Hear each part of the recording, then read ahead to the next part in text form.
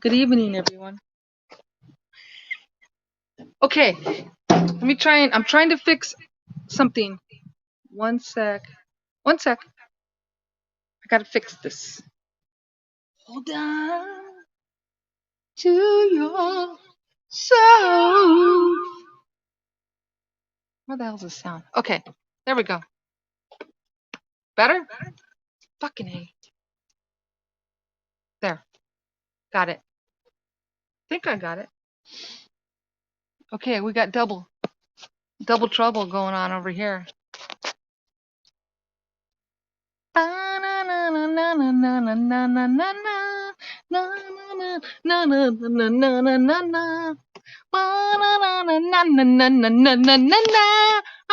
got something really cool to talk to you guys about, so just hang on. Let me try to fix this because I'm outside. We got a lot going on, so hold on one sec. Let me see if I can figure this out. Settings, layout. Okay, guest. All right, check it out. Okay, so, so I want to show you guys something so cool you can't believe it. Okay. Damn it! You know what? I know what my problem is. I got my wrong glasses on. Holy shit! Okay, how's everyone doing? This is going to be exciting. Got a lot going on, and I have to share some stuff with you. You guys might have heard this, but I can't get my shit together. Just hold on. Just let me turn this thing around. Okay, one sec.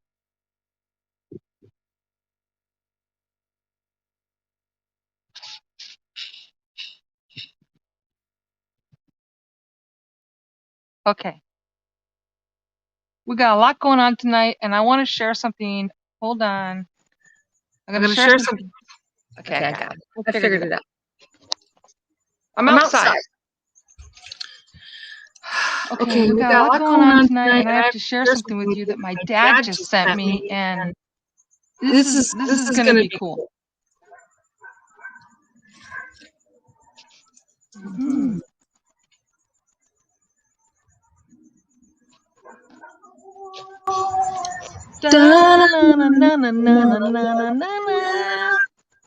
Settings, camera. I figured it out. I'm so excited.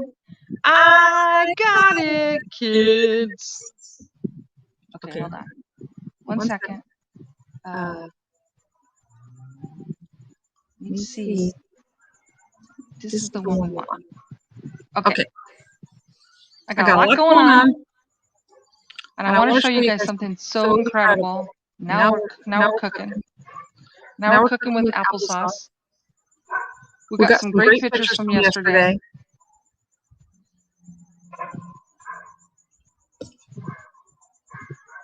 Okay. Let's see. Share screen.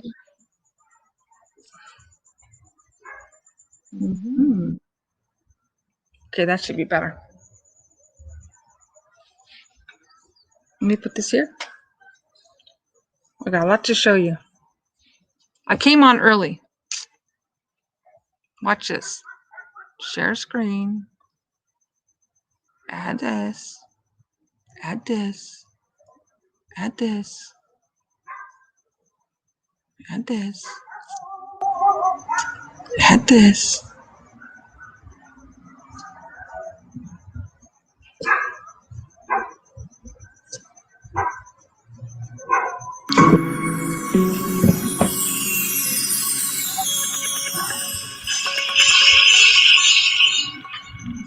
Hi, it's Justin, and I hope you're enjoying my dad's videos.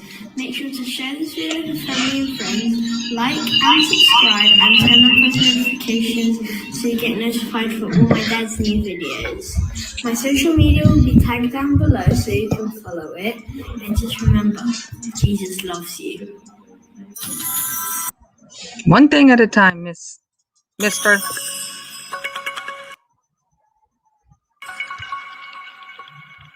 Hi, You guys, I don't know if you guys heard this yet. £50 worth. But it's You get a incredible. free 1 ounce silver coin, which is very, very nice. It's a nice little gift. But this is not an endorsement. This is just what I have done personally, and it's up to you. It's your choice. As I said, I'm not qualified to give the advice. I gotta show you guys financial advice, but it's just what I have done personally, and I hope you enjoy it. And I hope you enjoy watching all of my videos. Thank you. Yeah, they really don't like us talking about this. Here we go. So, warning you now. No, I know. We had a real fun day yesterday with Zoom. You guys, I don't know if you heard this, but it's incredible. 3 times. Yeah, I know. Well, they're getting desperate because, apparently some message board is the most dangerous thing on the planet right now. Exactly. It's good, isn't it? It's crazy. I love it. Me too. It's nice that we're really upsetting them. I know. Well, we're really upsetting them because, like we'll talk about today, these are truths that we, the people, were never supposed to know. Correct. And now we do. Exactly. Have you guys seen this? You're going to shit your pants. You worked with Donald Trump for a number of years. You got to know what he was like as a person. Right. I also know that he would never do this if it wasn't for a higher calling, a real one. Yeah, exactly. There's no way. And with what we'll talk about today, there's also a good chance, as you know, with all the restructuring. Guys, I want you to listen to this. Government. While we're waiting for the sun and the moon, you guys have to watch this. Yeah, exactly. I hope you guys haven't seen this. It's incredible. The whole government system is wrong. It's illegal. They did the Act of 1871 and stole the country from. It's so crazy, and nobody knows because, as we know, the victor writes the history. Yeah. And in our circumstance, people think we're being betrayed by Congress now, but we were really betrayed by Congress in the Act of 1871 when they instituted the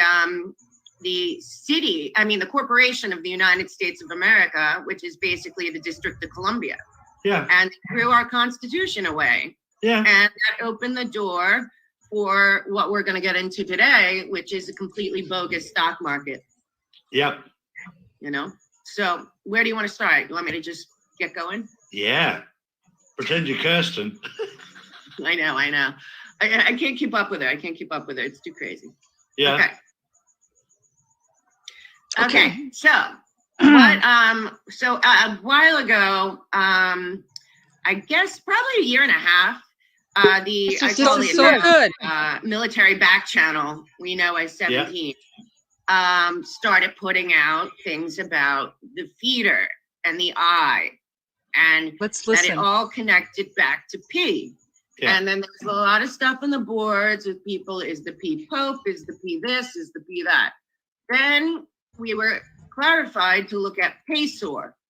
Yeah. And nobody had ever heard of PACEOR, And so from there, I started doing a lot of digging and what is this about? And I saw people arguing online about, what it was about. I can't really go on the board or the 8chan or anything, because it's just, I want to do my own research. That's why the whole war against the board is so stupid, because it's for everyone to make their own choices. So when people attack me or you or Ann or anyone, it's like, you don't know better than us. There's 10 people who probably know anything, and then one of them's Trump. Yeah. So anyway, when you do some digging, then you come across a very secret story that I believe is the keystone when they talk about the keystone and the feeder. Okay. Let me make sure you guys can hear me. Yeah, you can hear me. Okay, listen.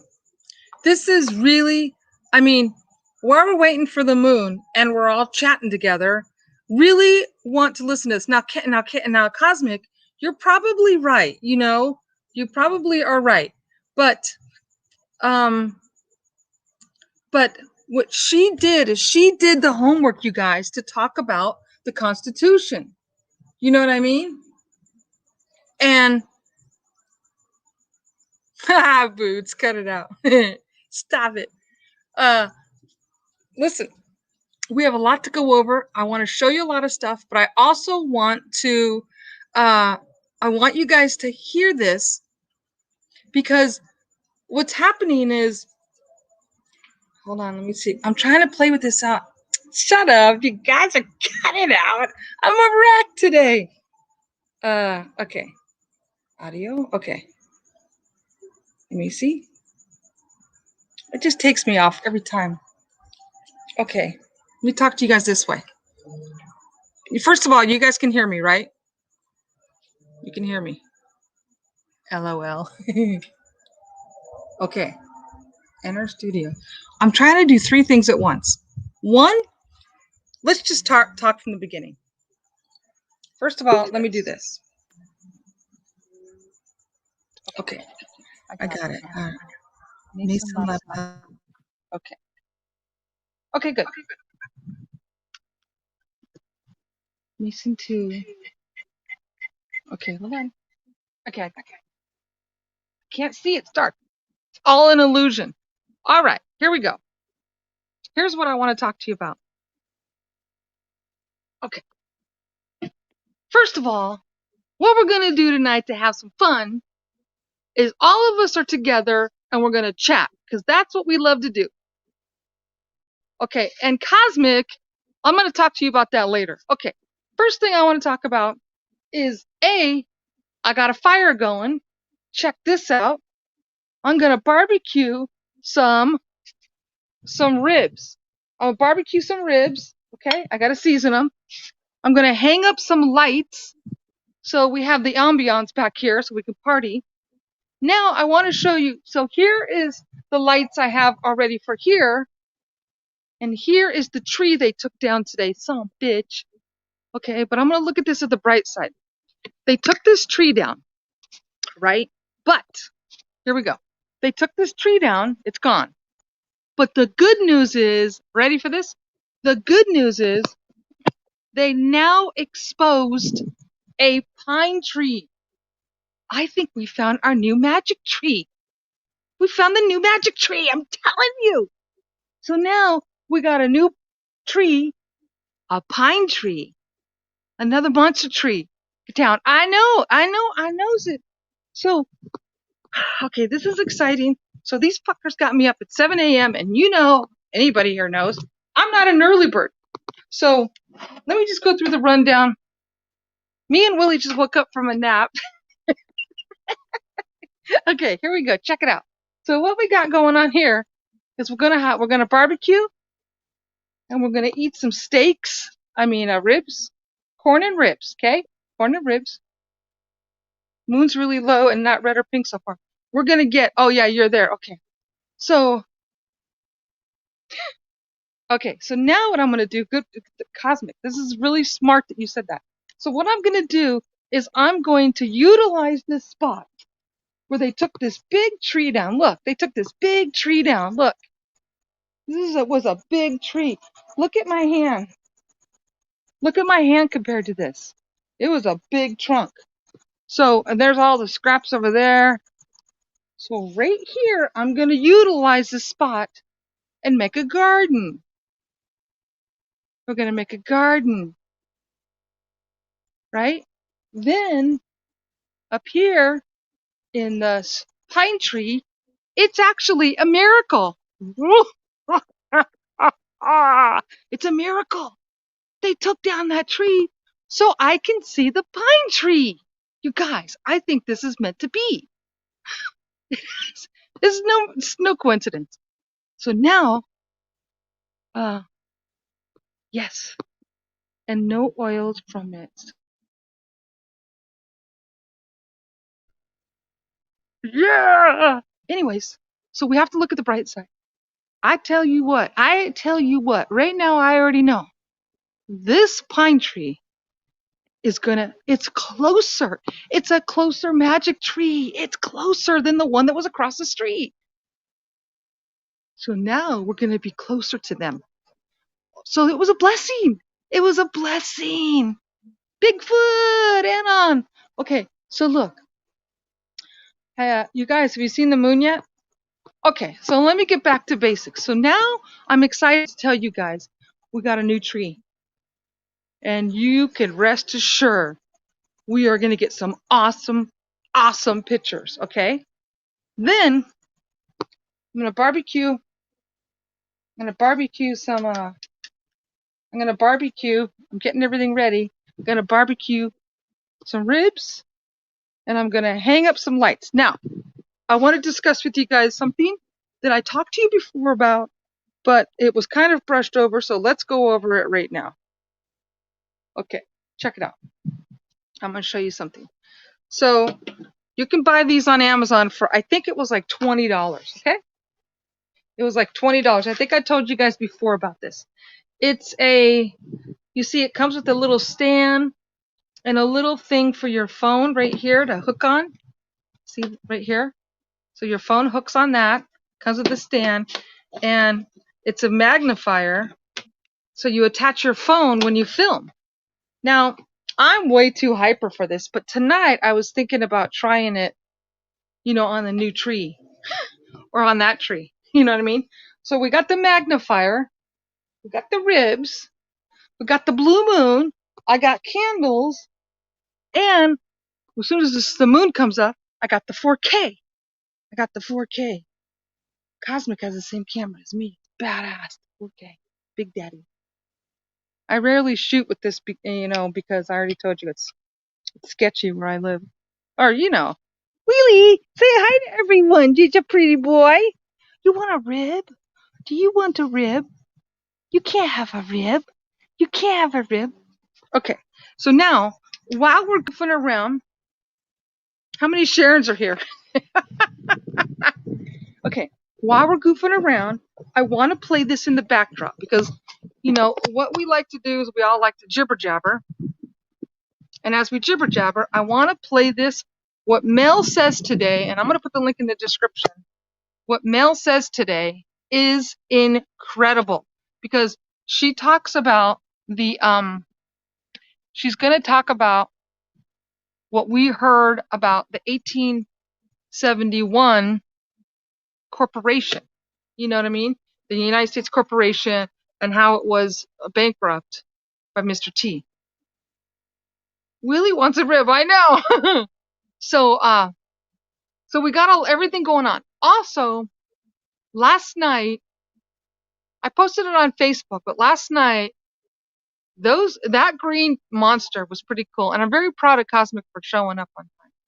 So what I want to do is, as we're talking and getting ready for the moon to come up, because that's what this channel's about, is everybody likes to, everyone here is friends and wants to chat.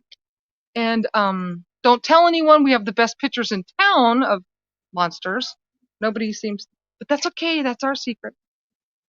While we're chatting and goofing around and talking to each other. Yes, I got it going on, Cajun. So it's going to be exciting. And plus, it is fun to watch your friends try and put things together and, make mistakes. So what I want to do right now is I'm going to point the camera at the tree, the palms. Maybe this tree. Should I point at this tree? First, we'll point at this tree. Looks pretty ominous. I'm going to point the tree, point the camera, my cell phone at the tree. Screen share green monster, please. Missed it. Okay, hold on. Okay, 1 second. That's a good point. We're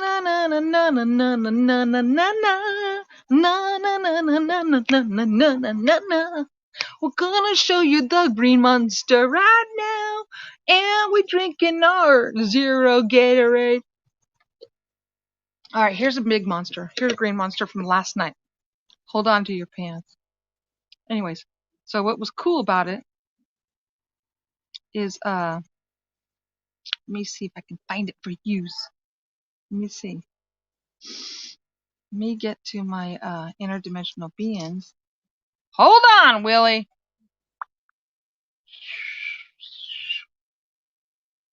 What the hell? Hold on, I'm gonna find it for you.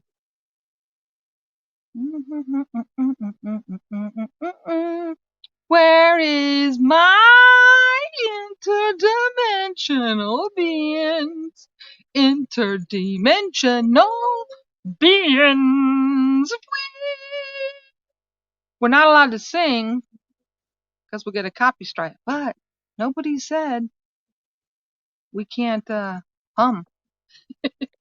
Okay, let me see. Here we go. This is from last night, boys and girls. Ready? Okay. I know, me too. Okay, first things first. Here's the green monster from last night. First things first. Here's a green monster from last night. He was over there through the fence, and we were filming him. This is live. This is live from the. This is live from Saturday night. Live. This is live from last night through the fence. We were all watching it, and I stood up to get closer, and he disappeared. I know. Okay, and then here's the second picture that I showed last night. This is the other green monster. You see it, mister? Okay. But I captured some other things in the palm tree, but it's like I can't do two things. I'm already doing three things. I can't. It's on my cell phone, so I don't have it. But here's this. So just know that, you know, they're around and we see them. And I want to go back to. I want to talk to you guys, and I also want to play this thing that this thing with Mel, because let's talk about. But by the way, Mr. Dever, to miss what was based. Listen, Cosmic, listen. This thing that I'm going to play for us right now, I'm telling you guys, you're going to shit your pants. It's so damn good. Listen to me. She explains how deep it is that the court is. Why the courts reject it. So let's play this where I'm going to flip. I'm going to have two screens showing. Personally, and it's up to you. It's your choice. As I said, I'm not qualified for the advice on financial. I'm going to have two screens showing. I've done personally. Shoot, I hear something scary. And I hope you enjoy it. And I hope you. Weird. I'm going to have two screens showing so you can hear Mel. She's going to explain to you about the Constitution. And I'm going to mute myself because this explains a lot. Okay, cool. We're just going to listen because you're smart, so listen. Okay. Let me see. Let me see for 1 second. Can you guys hear it? Let me see. Okay, 1 second, because we didn't miss anything yet. I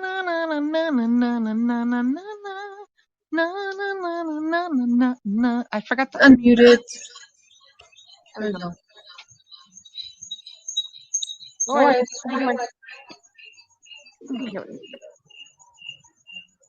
Here we go. Okay. Here we go. Stand by. It's coming up. Here we go. Okay. Now, whistle while we work.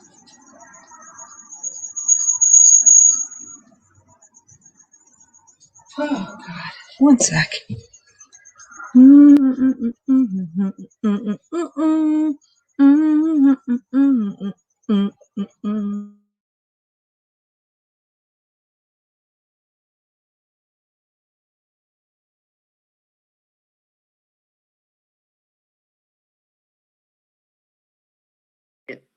Yep.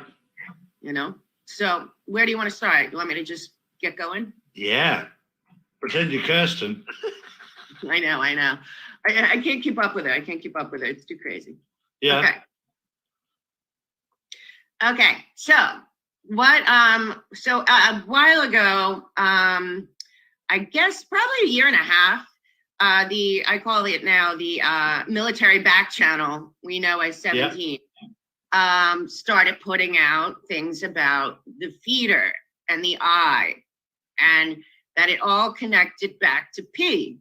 Yeah. And then there's a lot of stuff on the boards with people, is the P Pope, is the P this, is the P that. Then we were clarified to look at Pesor. Yeah. And nobody had ever heard of Pesor, you know? And so from there, I started doing a lot of digging and like, what is this about? And I saw people arguing online about, you know, what it was about. I can't really go on the board or the, you know, the 8chan or anything, because it's just, I want to do my own research. That's why the whole war against the board is so stupid, because it's for everyone to make their own choices. So when people attack me or you or Anne or anyone, it's like, you don't know better than us. There's 10 people who probably know anything, and then one of them's Trump. Yeah. You know. So anyway, when you do some digging, then you come across a very secret story that I believe is the keystone when they talk about the keystone and the feeder and everything. And that would be that after, so when Marie Antoinette and King Louis were beheaded, they had a 2-year-old son, and the son was imprisoned, but he was smuggled out and replaced with a retarded child. Now, people should do their own research. I've done tons, and you can find it, but it's hard to find it because it's been hidden. And by the end of this, everyone will understand why it's hidden. Yeah. So, okay, so the young son, who would be Louis XVII, was taken out, and he was put to be schooled in near the River Rhine. And he, at 19 years old, King George summoned him to England and offered him with, he was summoned there, and with him was George Paysor. Now, George Paysor is a fake last name, which means paymaster.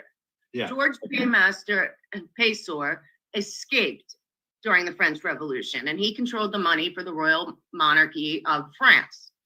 So he was kind of overseeing Prince Louis, now Daniel, and he was called to the king, and the king gave him, first he gave him a new name, Daniel Paysor, and George Paysor, Paymaster's last name, was changed to Bayshore. And he gave him 600 acres of North Carolina, a ship with enough staff to help him when he got there, and a piece of Virginia Company. Virginia Company was the original, George Washington was part of the Virginia Company. It was the original, before the 13 colonies and separation, that's what America was called, the Virginia Company, basically, sanctioned by the king. So the king sent him over at 19 years old to America, and he went to the Bodie family in North Carolina and settled there. Now, they are all bloodline families. So they all go back to the original bloodline families, and Paysor now, Daniel Paysor, was the heir apparent, obviously, of the French monarchy. But also, if you look at the 12 bloodlines, the one that's hidden at the top is actually the French monarchy, now the Paysor family. So the reason that people say, well, why would King George do that? Why would he? Well, the truth is because they weren't enemies. All the royal families are bloodline, and they're all connected. And he comes from the Morgovian, I believe that's what they are. He comes from that bloodline. And that bloodline is said to be the most powerful and important bloodline in the 12 bloodline families that everyone can find on the CIA document that was released last year as well, of the blood families of the bloodlines. So their bloodline to them is really the bloodline of the serpent and Eve. So this is where it comes into like the whole satanic thing, is because these bloodlines believe that they are the descendants of the serpent, being the serpent, and Eve of Cain, the Canaanites. Yeah. Where Abel is supposed to be in their thinking and the bloodline of Adam and Eve, thus God. So to them, Daniel Paysor was the true bloodline of the Antichrist. Okay. So that is why no matter what happens in this triangle that we find with the feeder eye at the top, the Rothschilds and Rockefellers will always be below the Paysor family, along with the Astors, the Beatties, the Collins, Lee, who else is in there? Onassis, Kennedy. these are all the bloodlines. And so when he got to North Carolina, what he did first was he started building the railroads. Okay. So at the time we had no railroads, but because he really was trained and had the money, know-how, family background, and all of that, he started building the railroads. And also, when he built the railroads, he made it that they owned 100 miles north, south, east, and west of the railroad line. And at the time, in cahoots with Ben Franklin and some other people, they made it that only railroad companies could own electric companies.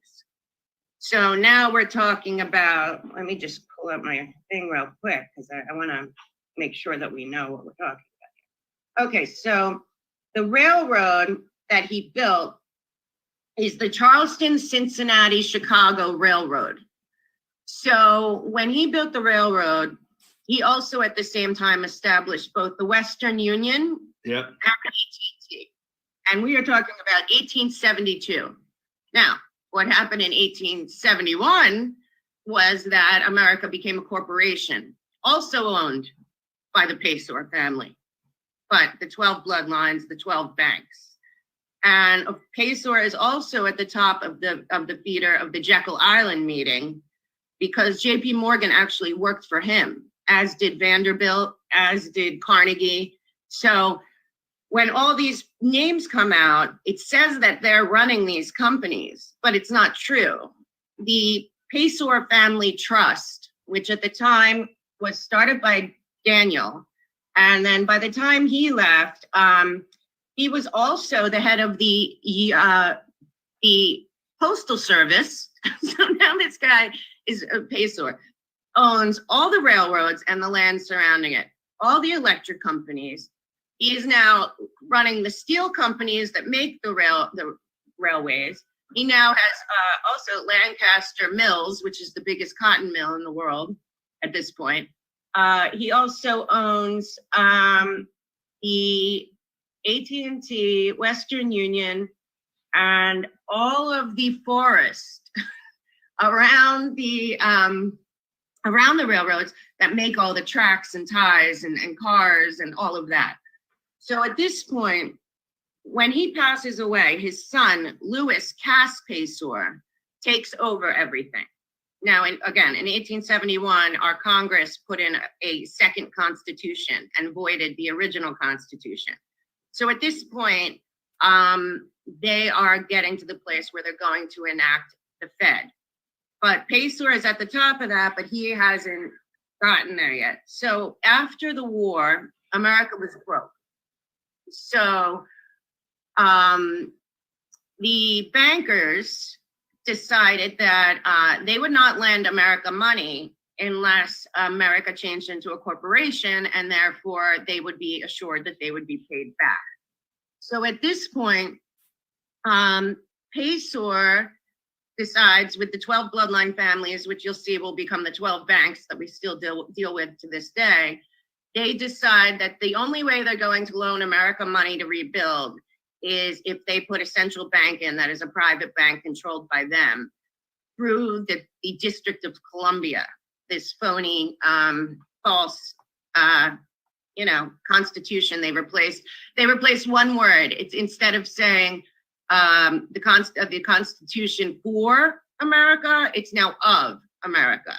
So that was 1871. 1872, he buys up everything. Then after the war, all the Southern companies, or everything Southern, had to now be run by Yankee, Northerners.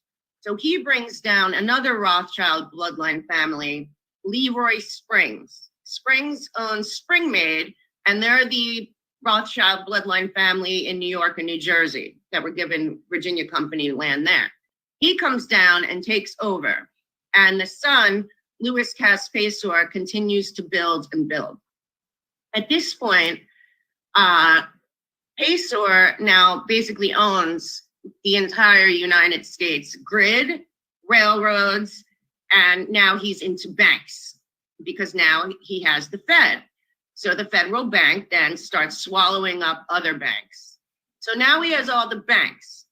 So then what happens is when he passes away, it's divided up, his fortune, into 3 different companies because he had 3 daughters.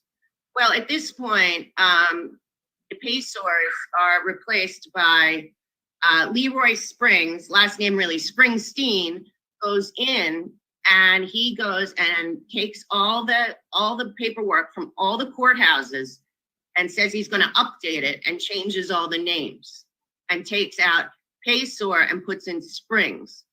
So now Springs but they're still the 12 banks, still being run by Pacer, but Pacer now had to remove his name because of the war. So now all the banks and everything are in the Rothschild family line and Rothschild banks. Now, the Rothschild Bank of London at this point is financing everything. So what's going forward is the companies, they start leasing out the railroads. And leasing out these companies.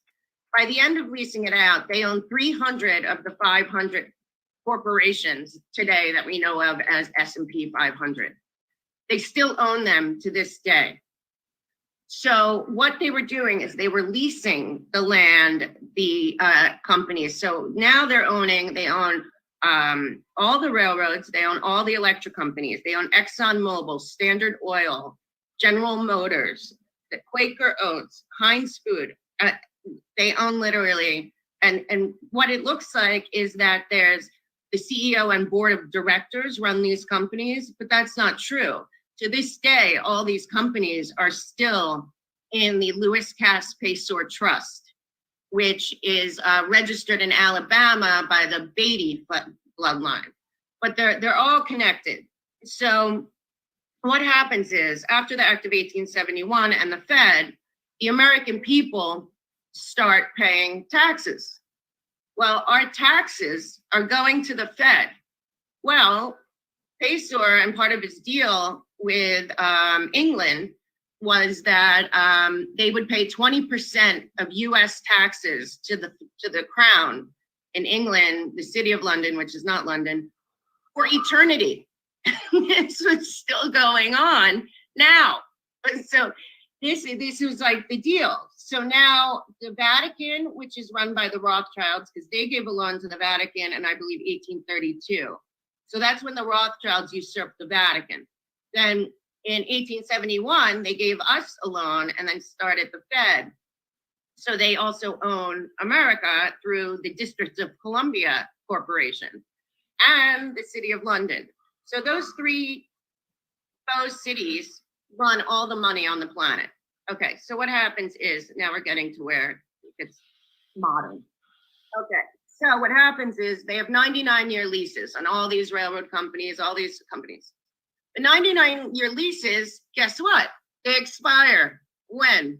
1993. When who's in office?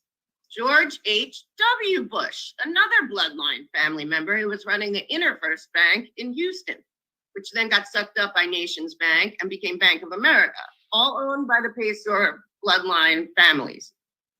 So what happens now is that they change this over and put it into 2 different companies, Galt, G-A-L-A-L-T, and Seed and Company, C-E-D-E. Okay, so Galt Industries takes over the family business. And if you look on the website, which is hard to find, it comes and goes. It's basically, first, the Pacer family with their railroads started the original Secret Service. It was called the OSS, and it was for their, it was the police, military police for their railroad. Well, that turned into the CIA. So now the Pacers basically fund the CIA, which still to this day, basically. So then they also, with Galt Industries, now they are into telecommunications, satellites. Our entire grid is basically under this one corporation trust. Then what happens is Seed and Company is part of the Fed.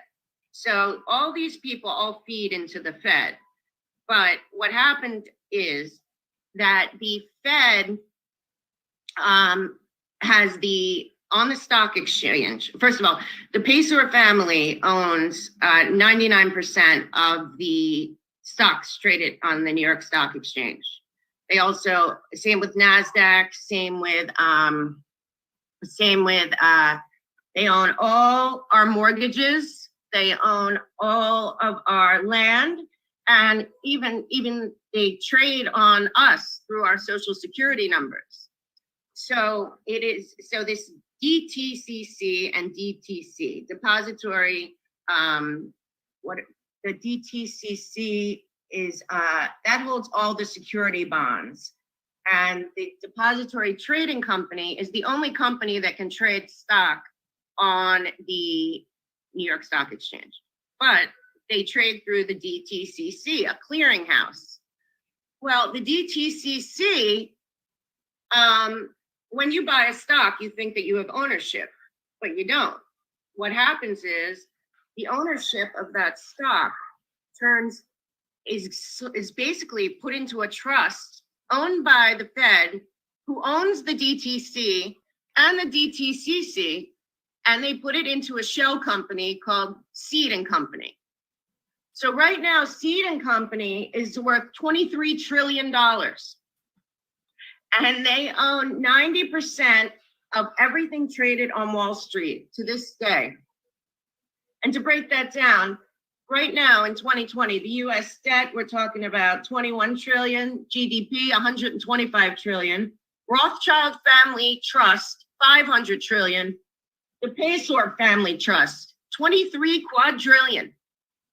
So every single dollar that the American people pays in taxes and anyone on Wall Street is owned by the same people that own the Fed, which goes back to the original Paysor Railroad Company.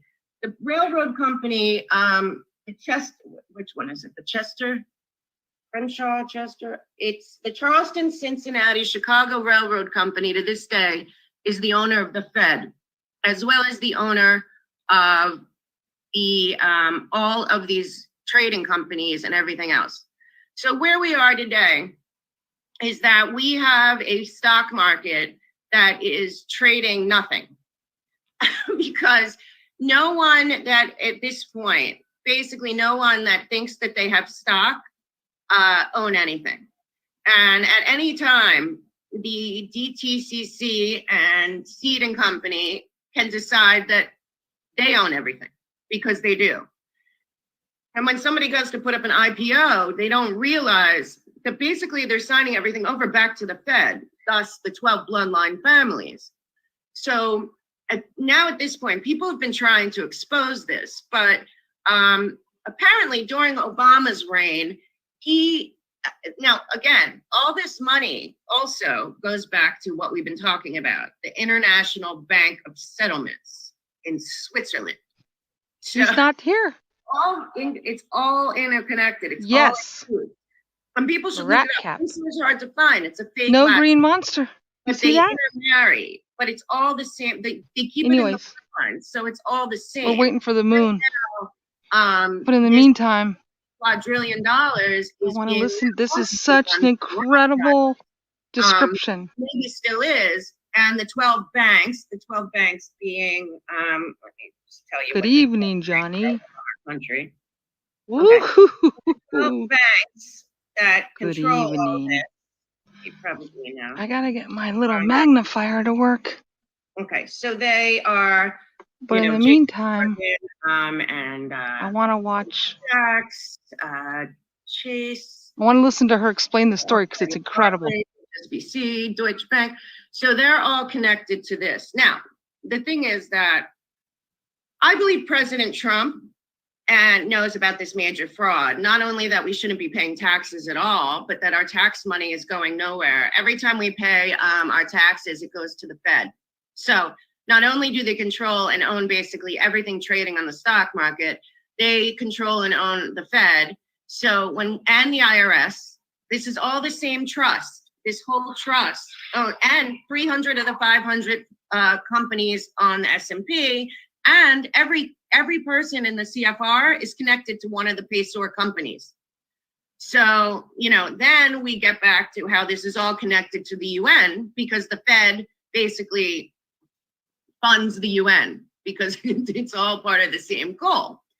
Well, what's happening now, in my belief, is that, I'm sorry to babble, then you can jump in, but what's happening now is that Trump, Mnuchin, Kudlow, and a bunch of, everyone else that's involved on Trump's side financially has been dismantling this mess. And I believe that they are going to, I believe that they already have, but we shall see. I believe that they ended, or will be ending, I think they ended it, the corporation of the United States of America. Now, what this does is it pulls out the rug underneath all of this money. Now, the corporation of the United States of America is also what all the governors, congressmen, they're all the mayors, all these people are illegally making laws. They're illegally taking taxes, because none of this was in our original Constitution. And we, the people, never even saw the faux Constitution from 1871. Woodrow Wilson was picked by the Rothschild family to push it through. And he did, in like the dead of night on Christmas, before we had any real news. So basically everything since 1871, including all of the presidents, have been working for the corporation of the United States of America, which means that technically Trump would be the 17th president, because all of these people, and they know, this is the hard part, and this is why I wanted to get into this. I mean, it's very deep, and we can go deeper if you ever want to, but the problem is that we have been lied to all this time by the people we've put in power, because they know that they work for the District of Columbia, the corporation of the United States of America. And they lie to us, we the people, and we the people were usurped by the people we put in power. And they have been continuing to play this game to this day. Holder, the Bushes, Clinton, they all put in things to keep perpetuating the fraud that is the stock market, the fraud that is the Fed, the fraud that is the IRS. Knowingly. See, the thing is knowingly all these years they've kept it going, and they've put in laws. Well, I don't know if people know, not only is the Fed a private bank owned by the international banking cabal, but it also is, it's never been audited. So they're completely free. So the DTCC and Seed & Company, which are their arm that controls all the money on Wall Street, also never been audited. And then they also, Holder put in something that they also are self-regulating corporations. So this whole cabal is in cahoots with our Congress and has been for decades. While we sit here, if you look at the number that we're saying that this trust holds, we're talking about $23 quadrillion. And it's real money. So as it would happen, because this has happened over history many times with these same people, it's the same cabal. Hurricane Sandy came, okay? And Hurricane Sandy didn't hit a lot of places, but it did hit 55 Water Street, the headquarters of the Fed, that in the bottom of 55 Water Street underground were all the physical certificates of all the stock traded on the stock market. They were completely destroyed, apparently. They're being restored. So at Hurricane Sandy, this odd thing, all of the physical certificates were destroyed. And now the DTCC says, trust us, we're going to figure it out. Well, they're not going to figure it out. And at any moment since Hurricane Sandy, they can pull and say, sorry, you signed an IPO or you signed this, and Seed & Company owns everything on the stock market. Everything. And it's been a total con. Go ahead, Julian. This clarifies one point of Nasara and Jassara where they want to return to common law, constitutional law, because if we were to try and pursue the PAYSORs and these families under maritime law, we wouldn't stand a chance. Right. Because they own the courts. Right. It's their And that's people. what it is. It's maritime law. We're all just vessels. That's exactly right. You know, right. Exactly. You know, and they trade on our birth certificates. So Yeah. when we're born, this is all the same cabal. I agree with you. The only way to do this is it not just the Nassar Jassar thing, but is honestly, I believe that they've seized a lot of these assets already, and going back to the gold standard. But the crime is bigger, and this is where I want, like we talk about with Anne and stuff, I want to talk about the best is yet to come. This is why all these people on the news and stuff, and a lot of the financial journalists played a part in this too. I could tell you, like telling people about derivatives and this and that. It's all lies. It's all lies. Seed and Company owns every single piece of stock that is traded on the stock market, period. And everyone has signed off on it without realizing it. And anyone who's tried to blow the whistle or get the DTCC, DTC, Fed, IRS, any of these people audited, they get shut down by Congress. Mm-hmm. And if you wonder why Nancy Pelosi and Schiff and you know, all of them are billionaires, it's because they've been playing along the whole time. And not only that, a lot of them are bloodlines like Schiff and Pelosi and a bunch of others. But what's happening now is that we, the people, need to get these facts. And this is why, you know, I come on and I say all this information, but it's not for me and you. It's really so that whoever's watching goes, and I used to say Google, but now I don't, because they've completely manipulated all searches. You can't find anything on Google that isn't sanctioned and approved by the same bloodline families. Correct. So, and they own all of tech too, because again, as we've discussed a million times, Gates is a bloodline family. Bush, bloodline family. Yeah. Kennedy, bloodline family. They're all bloodline families. So once they're in that, they and then all the bankers are bloodline, all the top 12 banks, the ones that just all got those SARs came out. But you know, all what people don't understand is also all of our pensions, our 401ks, are, you know, anything that you have invested, your mortgage to your house, are owned by Seed and Company. And it's insane, but it's true. And people just haven't paid attention till now. And what you're saying about the Nassar and Jassar, the only way to do it is to redistribute everything. You know, it's funny. It says that with the wealth that's sitting right at this moment in the Paysor Family Trust, i.e. the Federal Reserve, you know, the monstrous Federal Reserve nightmare. It says that if it was divided between 7 billion people, everyone would get $242,000. So to me, when you look at this, and then you have the Pope out there the other day saying that he wants communism. The Pope has been sitting on $8 billion of gold basically for decades. Yeah. So, which is also owned by the Rothschild Bankers of London, which is also owns, you know, the same group, same families. So, you know, what we're doing in America and the rest of the world, there's plenty of money to develop all the land, to cure all diseases, to, you know, to everyone to have their dream life and to work and create businesses. You know, every piece of land in America should be thriving. You know, we have like I talked many times about my trip across America, thousands of acres of, you know, wasted farmland, like abandoned land.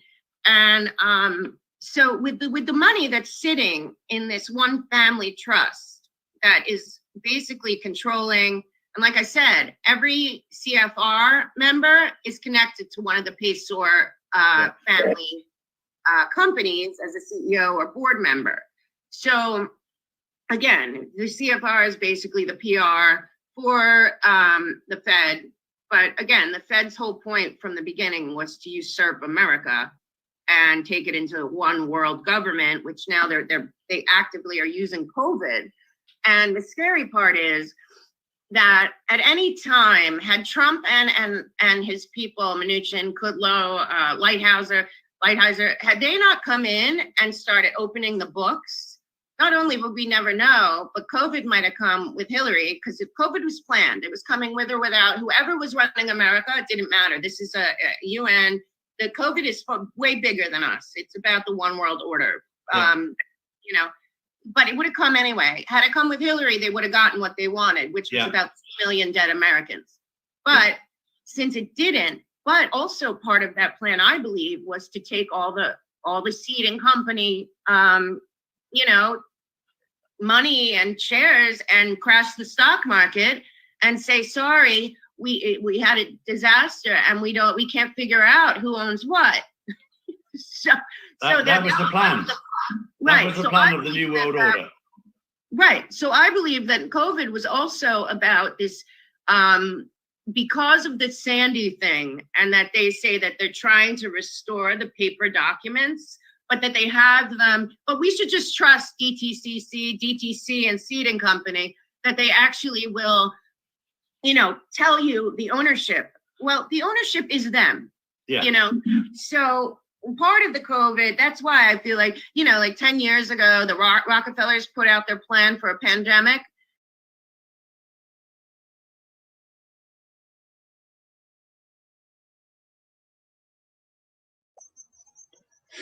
I didn't want to bore you guys, but I feel like this, we've heard about this. We've heard about the 1871. Yeah, Marcus, good point. I didn't want to bore you guys, but this, I started to hear this. My dad sent it to me, and I was like, oh my God. Like, I mean, we knew about 1871. We knew about, you know, one world order, one currency. Something else happened today. I didn't get the full details, but anybody who does Ripple, the current crypto, it's like something happened today that it looks like Ripple has decided to make another coin. That's just like, that is totally not fair. You know, going on now about great he is. I've had it. Healthy America helped reiterate that much needed mantra. Yeah, SCE settlement. Yes. And so if that happened and the Ripple that we own, that we spent our money on, if that is gone, that would be pissed off. You know what I mean? That would be a pisser. But I don't mean to bore you guys. I know Linda left. But this information that she's saying, it's in such detail. It's unbelievable, the detail about, I mean, we knew about Rothschilds. We heard. And think about this. If a lot of this money, channel recently, good material. So the question, Marcus, is like, is Ripple, what I read today, which I was in a rush because I was doing 15 things. The Ripple, is that kaput? The U.S. files bankruptcy every 20 years, usually in different states. So by the way, I just checked out front. Yeah, the moon is sure taking its sweet ass time to get here, huh? You know, sweet ass time to get here, Mr. Moon. I'm trying to. On with Moggs, but I need some help. I'm trying to. Oh. Okay.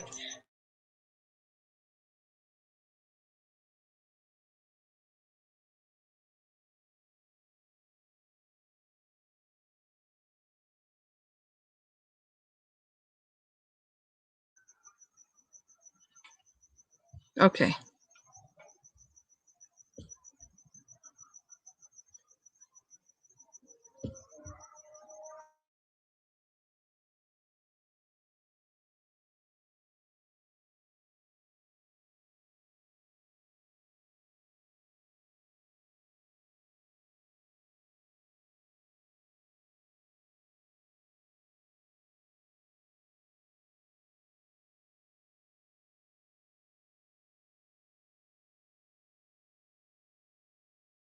Mute is in the house. I got it. Okay, I didn't mean to bore everyone.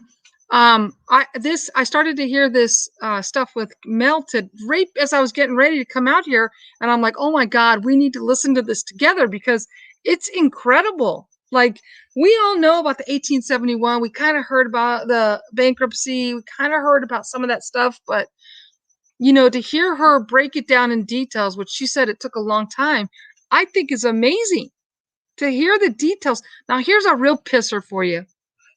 Think about this. If England is getting a shitload of money from us, does that mean, how dumb is Meghan Markle? You know what I mean? Let me see. Okay, good. Let me see.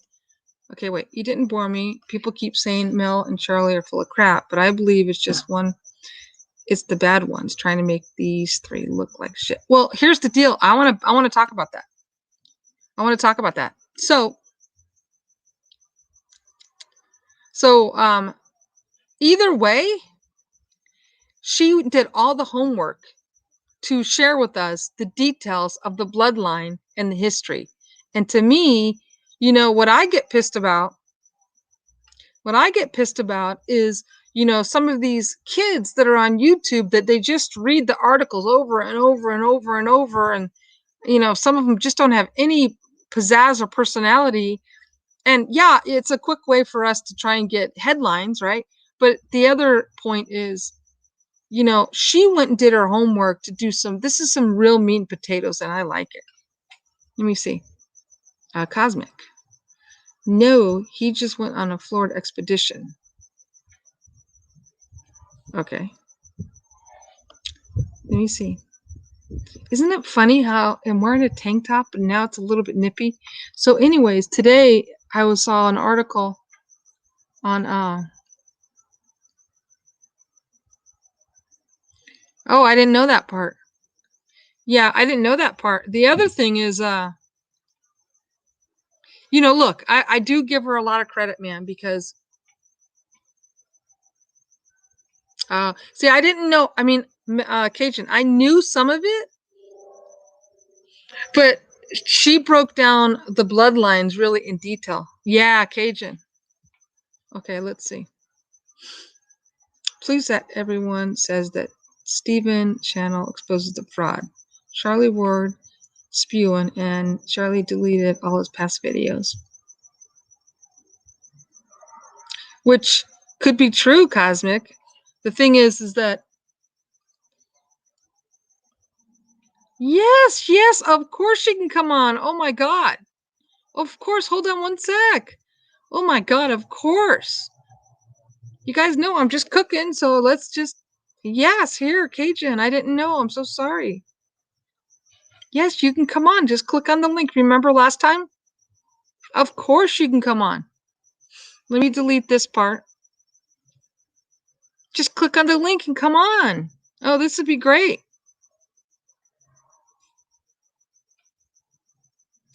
Let me remove laptop. Let me remove stop screen share. Okay, here we go. Okay, so there's the link right there. You can come on, Cajun. Okay, cool. All right, cool. Cajun's coming on. So then I can finish cooking. Okay, wait. Say hello to my daughter. Madeline? Is it Madeline? Cajun, she knows what's up. Good. Cosmic. Okay, hold on one sec. Let me just do something. Madeline, let me show you something. We're gonna talk to somebody's daughter. Oh, I'm tripping over my damn lights. Okay.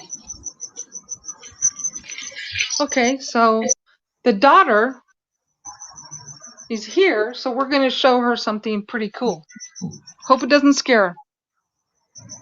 Okay. Here we go. Here's a picture I took. Now don't be afraid, it's just a ghost, okay? It's just a ghost. You see his face? That's his face. He's wearing like a hat. So this is a picture of a ghost, Madeline. Okay? And there's a lot of ghosts. You don't be afraid of them. Don't be afraid of them because, they're just trying to talk to us, That's really what it's about. They're just trying to talk to us. Here's another ghost. She's woke. Marcus said his daughter said to say hello. So I'm showing her a couple pictures of ghosts. So there you go. Couple of pictures of ghost. All right. Now, Cajun's going to come on, and she's going to tell us exactly what time it is.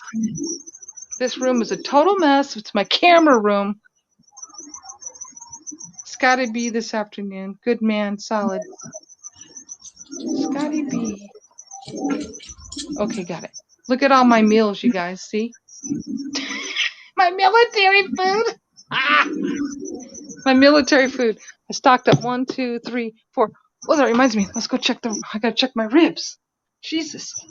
Can't forget the ribs. Okay. Yeah, he said for us to say hello to her. All right. Cajun should be coming on. Oops. And, oh boy. Cajun should be coming on. And then we can get some real stuff. I got my good camera out so we can get a picture of the blood moon when it comes.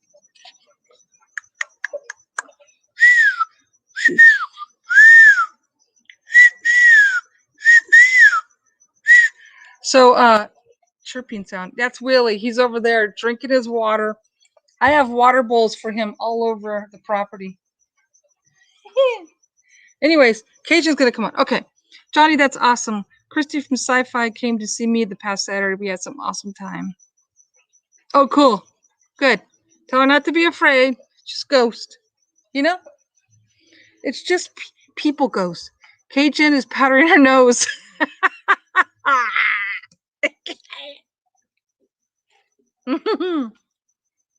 Well, it's kind of like we heard enough.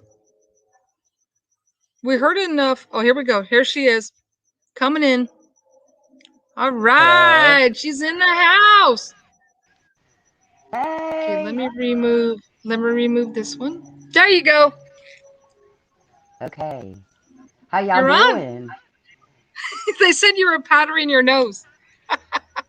No, I was looking for my glasses. Okay. Well, that was really cool. So, Here, everyone's saying hello. Here we go. hey, Hello. everybody. Can y'all Awesome. hear me okay? I can hear you. Can you guys hear her okay? Just keep in mind that you're in Mississippi. Yes. I kept thinking Louisiana. Here we go. Well, Sharon says hello. I'm only about 2 hours from where Sharon is. Oh, you guys could. Okay, here we go. Sharon lives where I used to live before we moved up here. Oh, what a small world, huh? Yeah. So Marcus is saying hello. Sharon is saying hello. Marcus. I can't Sending see good the vibes. chat. I'm trying to show. I'm putting the thing on the screen. Okay. So there's Donna sending good vibes. Sharon, Marcus, Cosmic says we can hear you. Okay, great. Johnny. Good. Okay, so now we heard enough of that Mel, so you can maybe. Boots is saying hello. Everyone's saying hello. You know what's so weird? Hey, Okay, everybody. so here's what's weird. Oh, Kelly, Kiki said hello. Too many clouds. Kiki. Not here. I got my camera. We're gonna get it tonight. So what's weird is that I'm cooking this barbecue and you're like from the south and I can smell it. Like it's giving me like, I don't know, like I'm with you over there in the south. You're gonna be cooking up some good grub. Anyways. We have awesome food. That's my favorite. I was watching Gordon Ramsay, his new special where he goes all over the world. And he was in Malaysia or something like that. And they cook nothing but spicy stuff. But it's all fresh. So they're probably healthier than us. They are. They're very healthy. They don't have all the preservatives and stuff that that we have in our food. Yeah, that's why I'm fat. What I wanted to tell y'all Let me is put you on. I heard this tonight. And for those of y'all that follow, you know who, our favorite Anon, um, there was a memo that went out. Now, this is concerning Big Red Daddy and the administration now, so-called, that a memo went out. This is surrounding the Maricopa audit, that they have found substantial evidence of fraud. No, I mean, that's a no-brainer. But they have found substantial evidence of fraud. And for those that have been listening Wait a to, minute. Don't say that word. Remember, say the word F. oh, Remember? that's right, I forgot. But Okay, here we go. anyway, what they're saying is in mainstream media right now, they're kind of lightly talking about former President Trump being investigated in the Southern District of New York. And that judge, Letitia James, that was elected in SDNY, is the one that said that she would get whatever information she needed to be able to indict the president. And so, what I heard tonight, now this isn't 100% vetted, but the memo stated that because of the findings in the Maricopa audit, that the current administration needed to step down, and that number 45 was going to step into its place because he was the rightful winner of the election. Um, However, Cosmic, I don't know if you follow uh, the 17 movement, but anyway, you would know that a statement was made about one of the drops was that the first arrest would shock the world. Well, they're saying that SDNY is going to arrest President Trump, and he will be Right. So indicted. I heard that. I heard that too with 107, but I'm not 100% sure with that guy because he's always trying to sell a book, and it's just he just has way too much time. But the question I want to ask you is, I want to know, like, we know it's going to come out. We know New Hampshire, they did the fold, and when the way that folded, it folded right through the Democrat, and therefore those all checked. We know, we've seen the video of Georgia. Rathensberg needs to go to jail. These guys need to go to jail. They need to go. This is horrible, but they get away with. What? But Go away. what I want to know is, like, look at.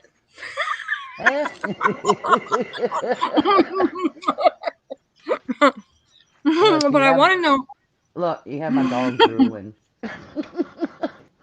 Yeah. So uh-oh.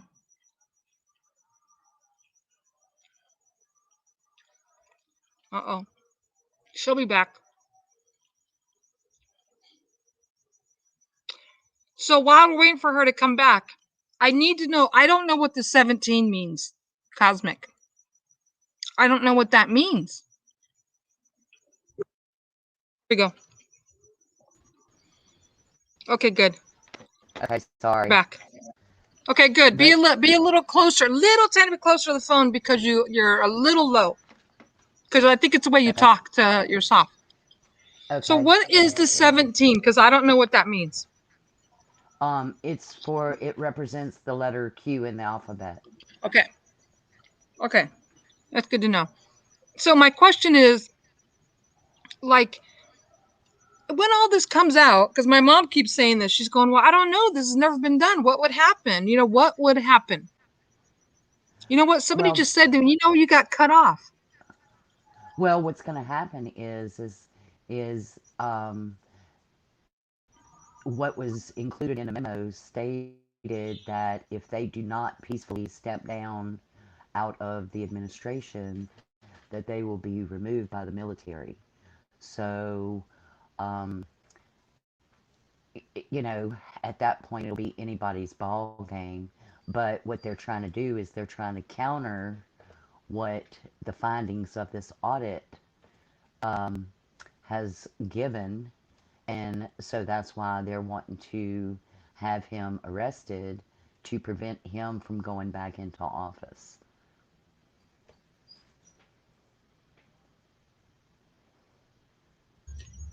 I I'm don't coming know. back. But I did hear that yesterday with Yes, and this is supposed to take place by I think the 14th or the 16th of June that this is supposed to take place. So I'm not sure. They have not, you know, given an answer, and I don't think that anybody has responded at this point in time. But that is what was told this evening. This is not 100% vetted, but I can pretty much feel that it's probably got more truth to it than fiction because they have to have something to be able to keep him from going back into office, which makes me and totally that's going to nervous. be it. Yeah, And that well, makes me so nervous. I'm you know I'm not really sweating it too much, Marie, because they've tried to get him on so many different things that they haven't. It hasn't come through, and it was also rumored that before Barr left the DOJ that he had issued a memo stating that he did not find any kind of evidence I where hate that Trump was idiot.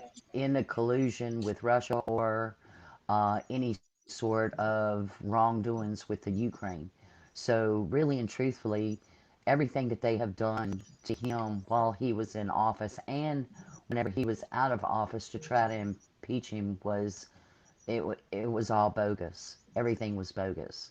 So the only thing that they tried to do was just pretty much shut him down and keep him from doing what he felt was right for the people. And, you know, in my opinion, I don't think that, I mean, the man has done everything that he could possibly do to bring awareness to the people of the United States to, you know, let them see what, you know, through clear eyes exactly what's going on. And they don't, they don't, you know, for those that still want to believe that, you know, the government is their friend and they're gonna, you know, the government's gonna take care of them. You know, those are the ones that are more or less gonna get left behind. But it's been a slow process only because that's what they've been wanting to do is they've been wanting to give the people time to, you know, come to a clear understanding and become awake Right. so that they would understand everything that's been going on and, you know, what's to come. But if you listen to any of those speeches that Trump has been doing lately, basically the last thing that he says at the end of each one of his speeches is the best is yet to come. Right. So by him saying that, there's got to be something to it, you know, um, that has weight in order for him to So continue to say that. one of the things is, like, you know, I made a video because if you notice, I try not to.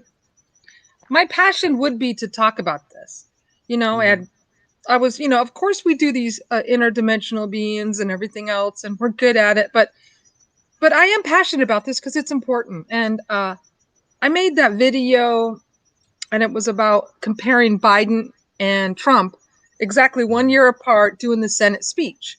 And what I, you know, I try and drop clues without doing clues. And so what I was trying to point out is, of course, there wasn't very many people for Biden. We all know the Senate was like, it was like, there was like 10 people, right? If you Mm-hmm. really pay attention, what I was trying to show was in Trump's, not only was it packed all the way standing room only, but when Trump was there 1 year ago, they were cheering the Senate, the Congress, they were all cheering USA, USA. I mean, that was 1 year. And then you have Biden, remember? And I posted the video of the comparison. And if you notice, there's a clue in there, like, to me, the only military person that was there for Biden in the Senate was one general, that Miley guy. General, he's got bags under his eyes. He looks like he's the Walking Dead. He's the only guy that was there for Biden. And just recently, remember, he just went down for something. That general. He's a Is he general of the army. retired, or is he retired, No, or is he active? no, he's active. So what was interesting with when you show Trump compared to him, Biden, Mm-hmm. there's only one guy who it was just outed that he is actually a bad guy. But if you notice, all the ranks, all the division of the military was there for Trump's Senate speech. The the Navy, the Army, it was all of them. There was like, I think there was like 12 of them.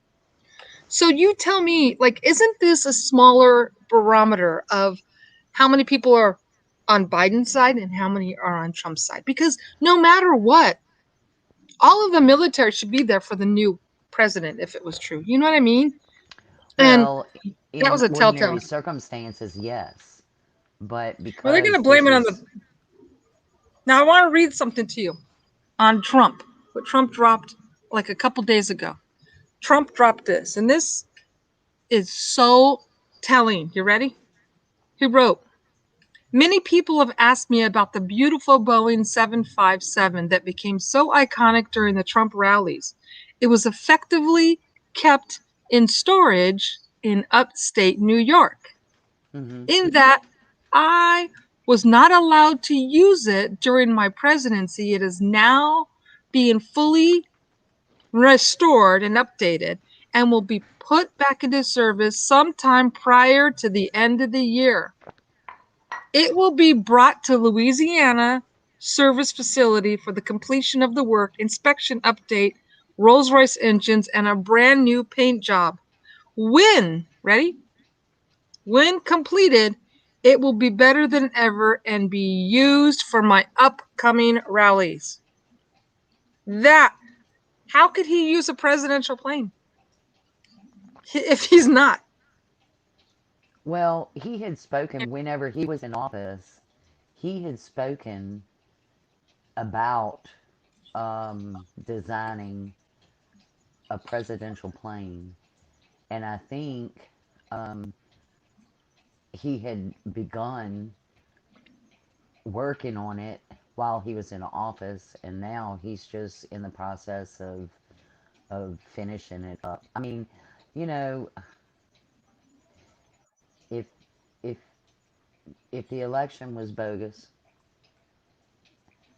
then he's still, in my opinion, he's still the sitting president. The thing of it is that there's never been a situation like this that's ever Yeah, occurred in history.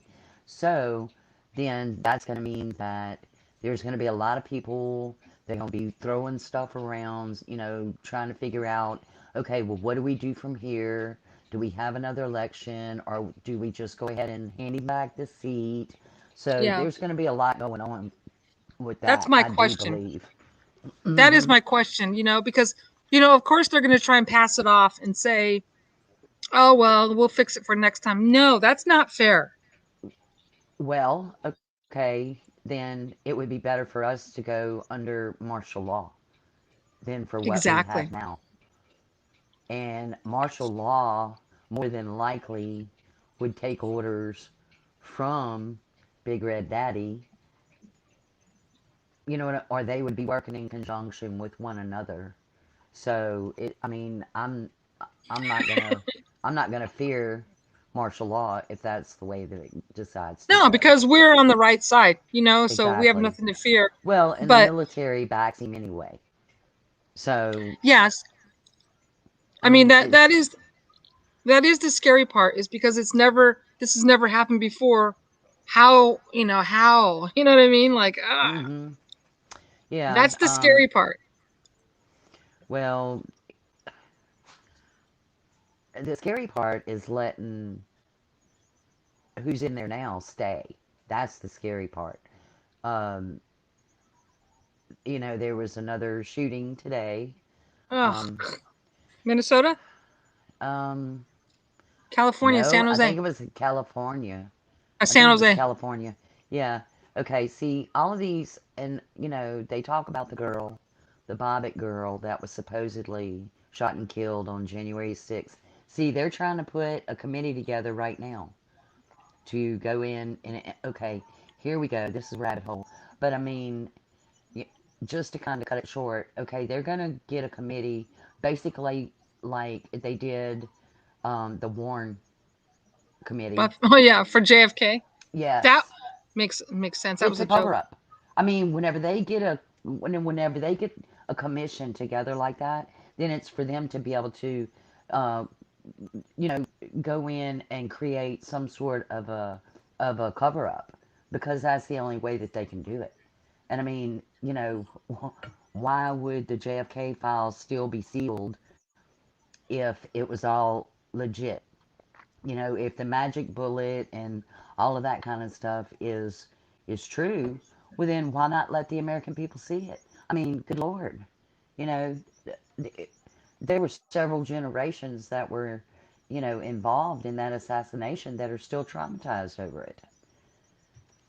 I don't know. It's just, to me, and it seems, truth is more weird than fiction, but you know, I don't know.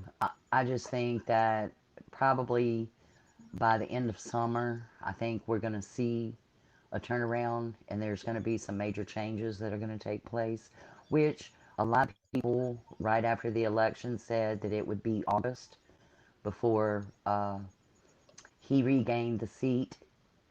And, that could be possible because, I mean, we're going into June now, and if they arrest him, then it's probably going to take several months to get all of that cleaned up so that, he can be exonerated and let him be able to, go on about his business. Johnny just made a good point. He said, to do this, 1,500 people would have to be neutralized or detained within 15 minutes, which could be still why there was the walls put around DC. Okay, well, I kind of feel like the wall that was put around DC was to keep them in there because they're not considered to be a part of the United States right now. Right. Because, And the other because thing is the way they keep passing all these crazy, crazy laws over and over and over. It's just so ridiculous because they're doing it in such a way that it's like monopoly money. It's fake. mhm. It's almost like it's fake. Like the whole world knows it's a joke. Everybody knows. And I can't believe that we still have people in this country, Americans, that are just brain dead about the whole thing. Like, my God, I Well, mean,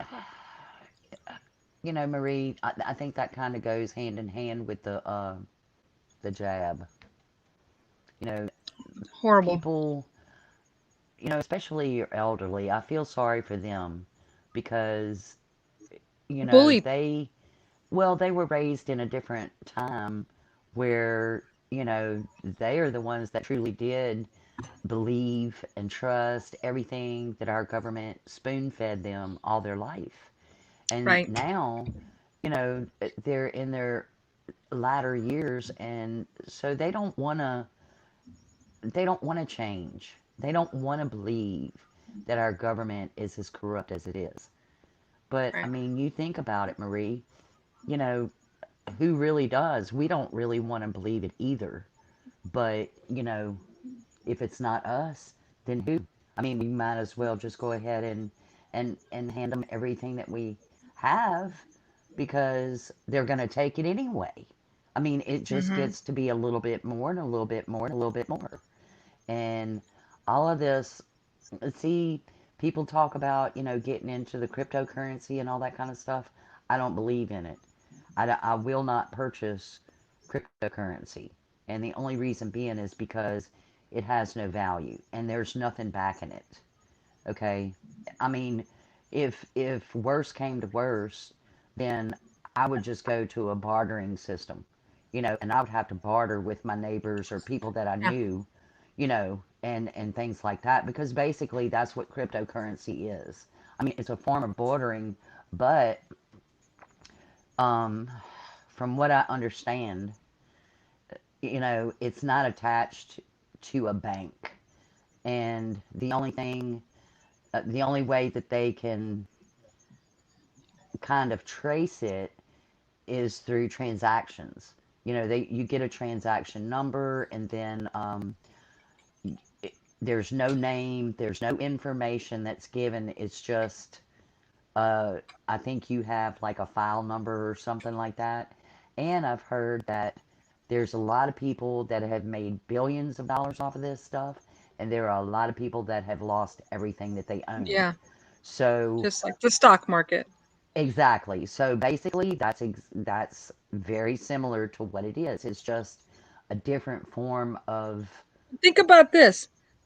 So when we had the pipeline, the gas Mhm. pipeline in America, we had to pay the hijackers supposedly $90 million through Bitcoin, right? So isn't that like another loophole for the people to, send money to each other without, just like in Arizona, there's paperwork that was shown that talks about you're allowed to legally, it's a little clause, you're allowed to legally get money for your campaign, which i.e.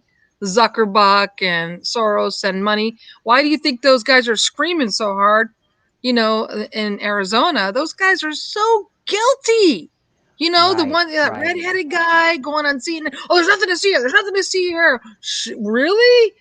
And to this day, another subpoena and he won't give it. Like, how is this possible? So I agree. Yeah, money laundering. That's it, Sharon. Money laundering. That is another way to do it. Yeah. Well, I mean, just like all of these people that are writing books. The Obamas wrote a book, Hillary Ugh. wrote a book. Another way. You're You know, right. all of them are writing books, and that's how they launder Laundering. money.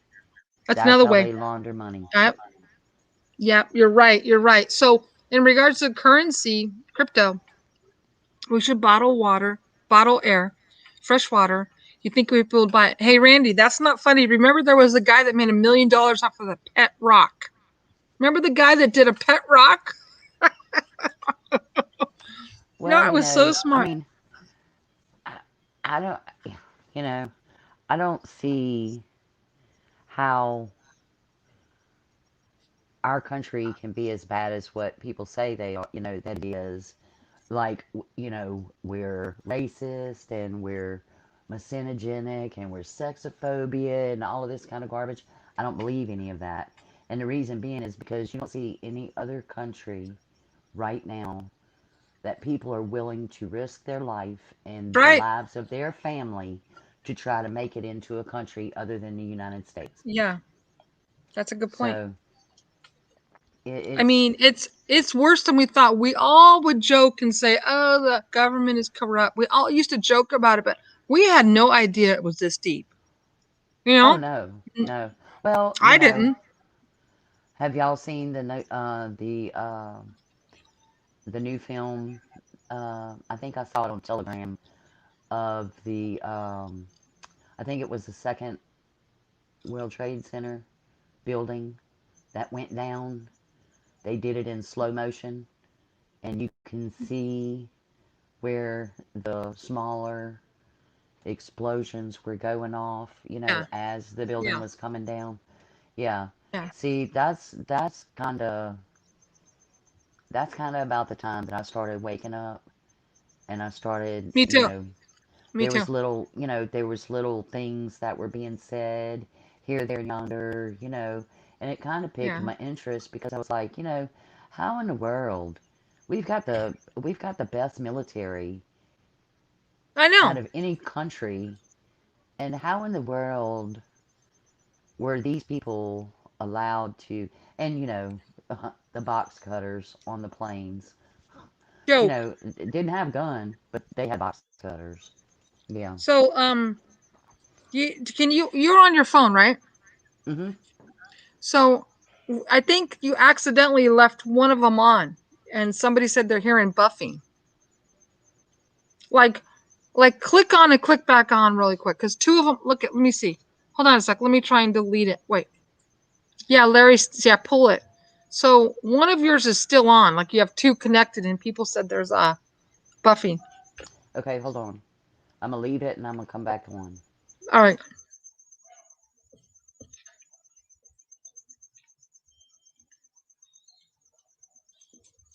Oh, okay. She sounds okay.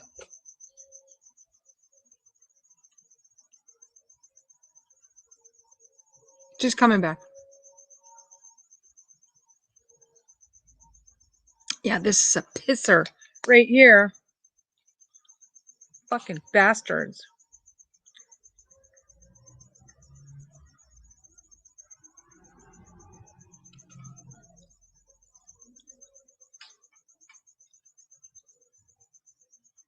There she is. Okay.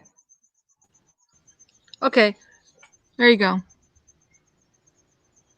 There you go. It's now just one of you. It's good. Yeah, we can say something. We can hear Oh, you. You're good. So now there's only one of you because there was two screens.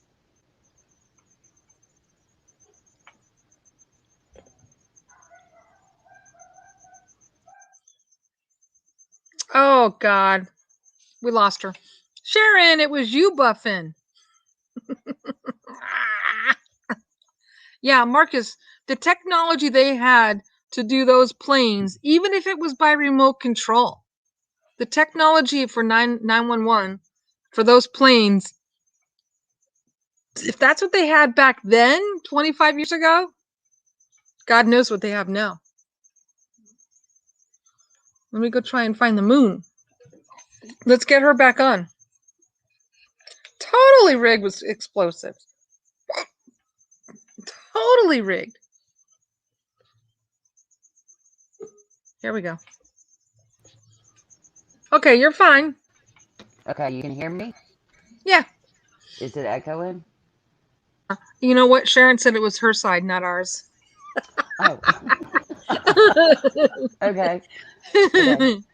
She did that for But nothing. anyway, let's see, what were we talking about? 9/11 is what woke us up. Yes, yes.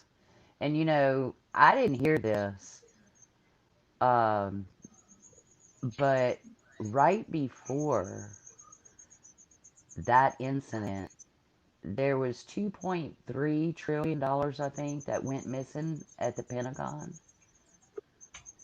Um, Well, what I think what nobody talks about is even bigger was, let me turn this that what was even bigger than that was that there was truckloads of gold they were stealing.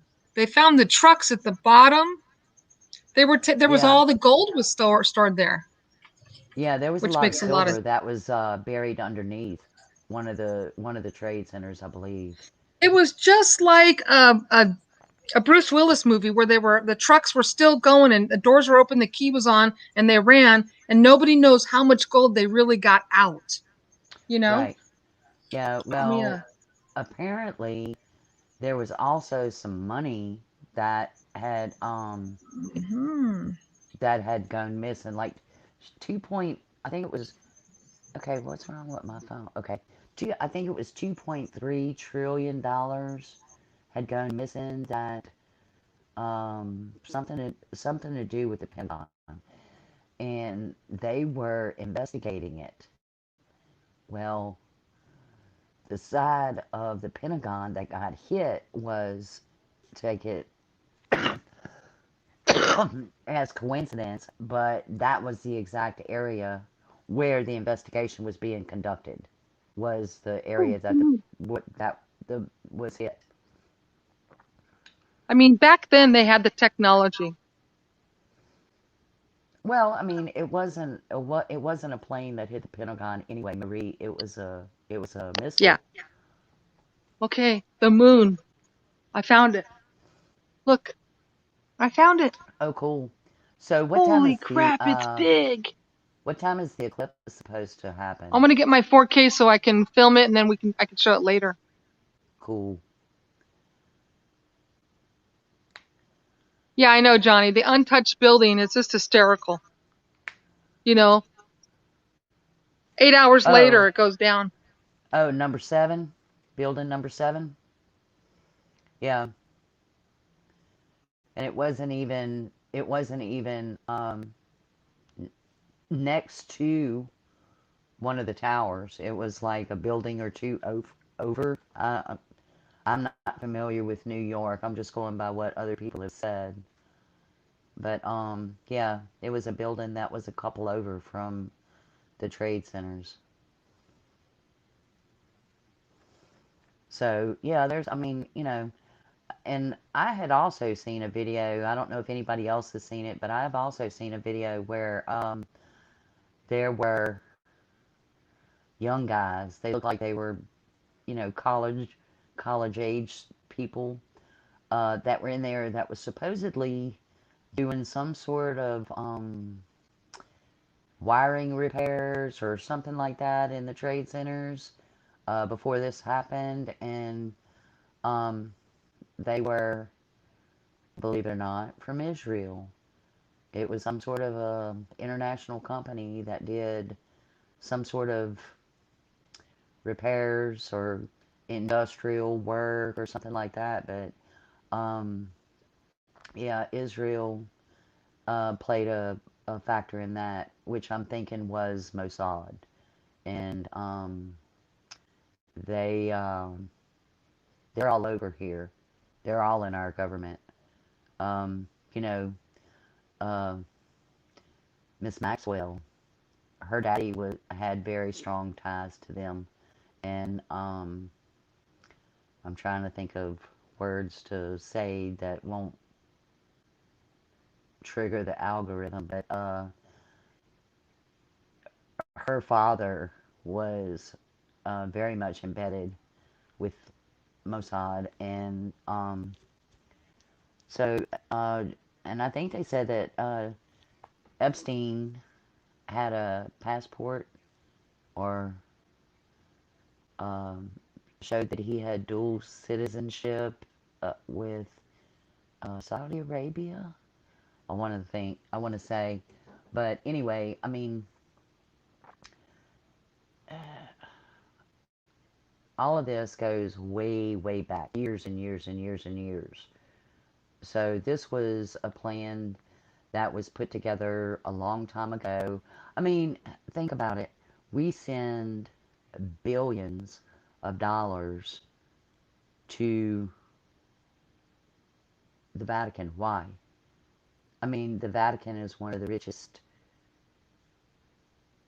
cities, or whatever you want to call it, countries, areas. Why are we sending all of that money to them? I mean, so you know, um, number 17 always says to follow the money. Well, if you follow the money, it's going to bring you right where all of the actions begins. And it's just like the old saying goes, all roads lead to Rome. Well, if you think about it, it's deep. It's very deep. I mean, I've looked into it for years, and you always come across something. But of course, with the way that they're manipulating information nowadays, you can't be 100% certain if what you're reading is the actual truth or not. And but I mean, you know, if you can find alternate sources where you can go in and vet the information that you're coming across, then yeah. But it's all true. I mean, I don't think that within the last 4 years that we would have come across the information that we have if the majority of what information is out there wasn't true. So you can, you can take it or leave it.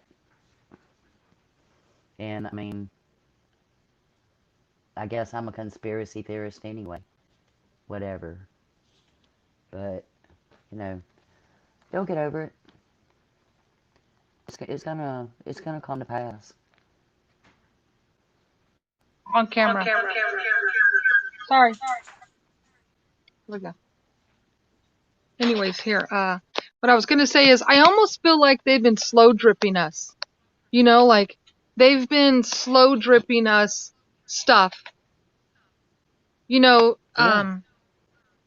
So we wouldn't be Yeah. so shocked. You know what I mean? Well, exactly. I mean, just think of the trauma that it would cause people. I mean, I'm exhausted. I mean, mentally, I am exhausted with all of the information that I've come across, really, just trying to process it. And I mean, if you can believe the crazy stuff that the government's been feeding us for years, you know, um, I'm still not 100% certain that we've even gone to the moon. And now we've sent a Land Rover to Mars that's operated by remote control. I mean, come on. Come on. Really? Oh, and now we go into the UFO um, disclosure. Cosmic, what do you think about that? I've heard that we've had this technology for quite some time, and they have spent a lot of money on these aircraft, and they are anti-gravity, and I don't know. To me, it's kind of mind blowing, and I'm not going to go down the UFO rabbit hole because I don't really believe in UFOs. I think they're all demons. If you want, if you want to get technical about it, that's my opinion. But just like your little elementals, Marie, that you're seeing in the trees and whatnot. I mean, those could be considered UFOs because we don't know what they are. They're not identified. So everything that doesn't have an identity in our vocabulary or whatnot is going to be considered a UFO. So, I mean, a demon is a UFO because not many people have seen them. And those that have say they don't know what they are either. So everything's a UFO if we can't, identify it. I mean, really, come on. Think about it. I just don't think that there's little green men flying around, with, you know, I just don't. I don't. I don't. And as far as the big hairy guys, I think they're Nephilim. I mean, Melba Ketchum and Jeff Meldrum and God, what's the other guy's name? Uh, Several other people put up their money and sent hundreds of samples to various DNA labs, and all of them came back the same, saying that uh, the DNA on the mother's side was human, and the mitochondrial DNA came back as unknown. So, okay, if all of these labs came back with the same findings, then if half of it on the maternal side is human and half of it is unknown on the father's side, then the only thing that it could be would be a Nephilim. Because I mean, there's nothing else in this world like it. They have DNA on everything, supposedly, that walks or swims or flies on the face of the earth. So, why don't they have that? Yeah, I just think it's. Hold on. I need to move this. I just think it's sad. Why is it? Hold on. It's nighttime. Keep talking. They're listening. But anyway, I mean that's my theory. And I'm no rocket scientist either, but common sense goes a long way in my book. That's funny. I just think I wish we could all get together and meet, all of us. I wish we could all get together and meet. Not just I'm talking about in person. You know what I'm saying? I would love that. I would love that.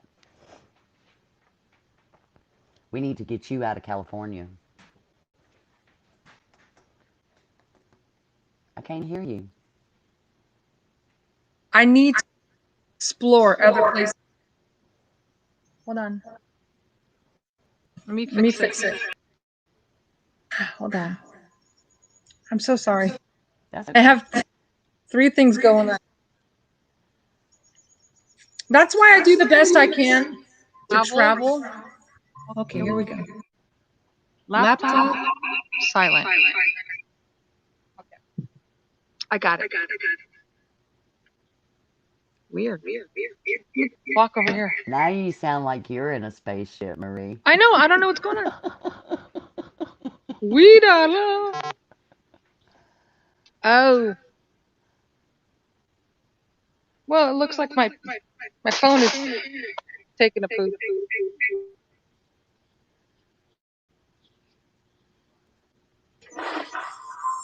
Am I I don't know echoing? why. I'm having trouble.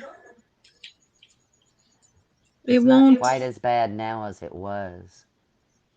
It's cheap. No, with my mics. I'm gonna get out. Try again. Oh, so stupid. I figured. Hold on, I figured it out. Okay.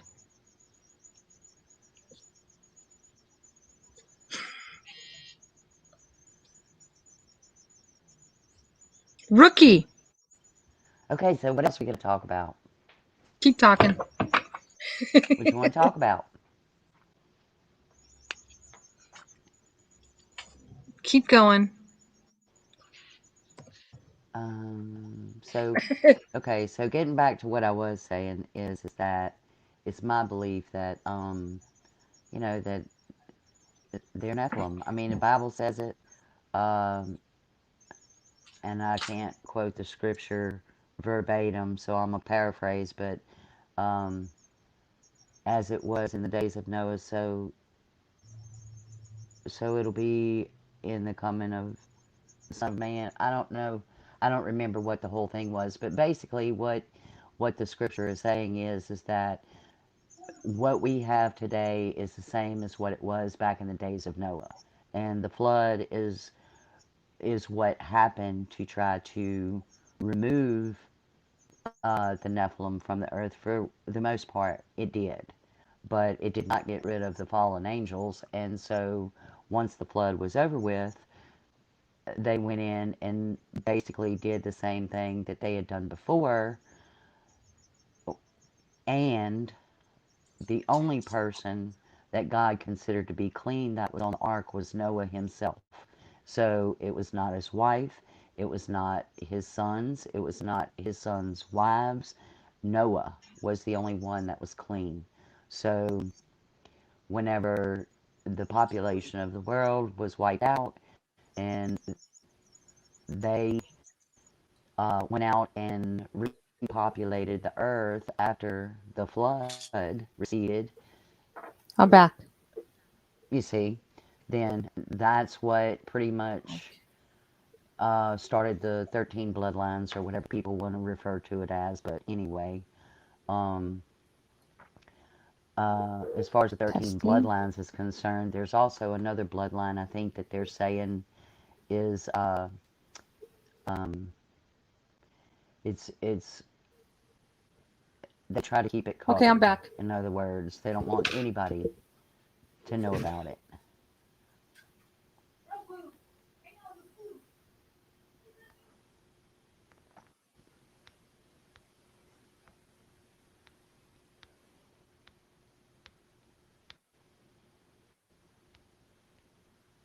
Where you went to, Marie?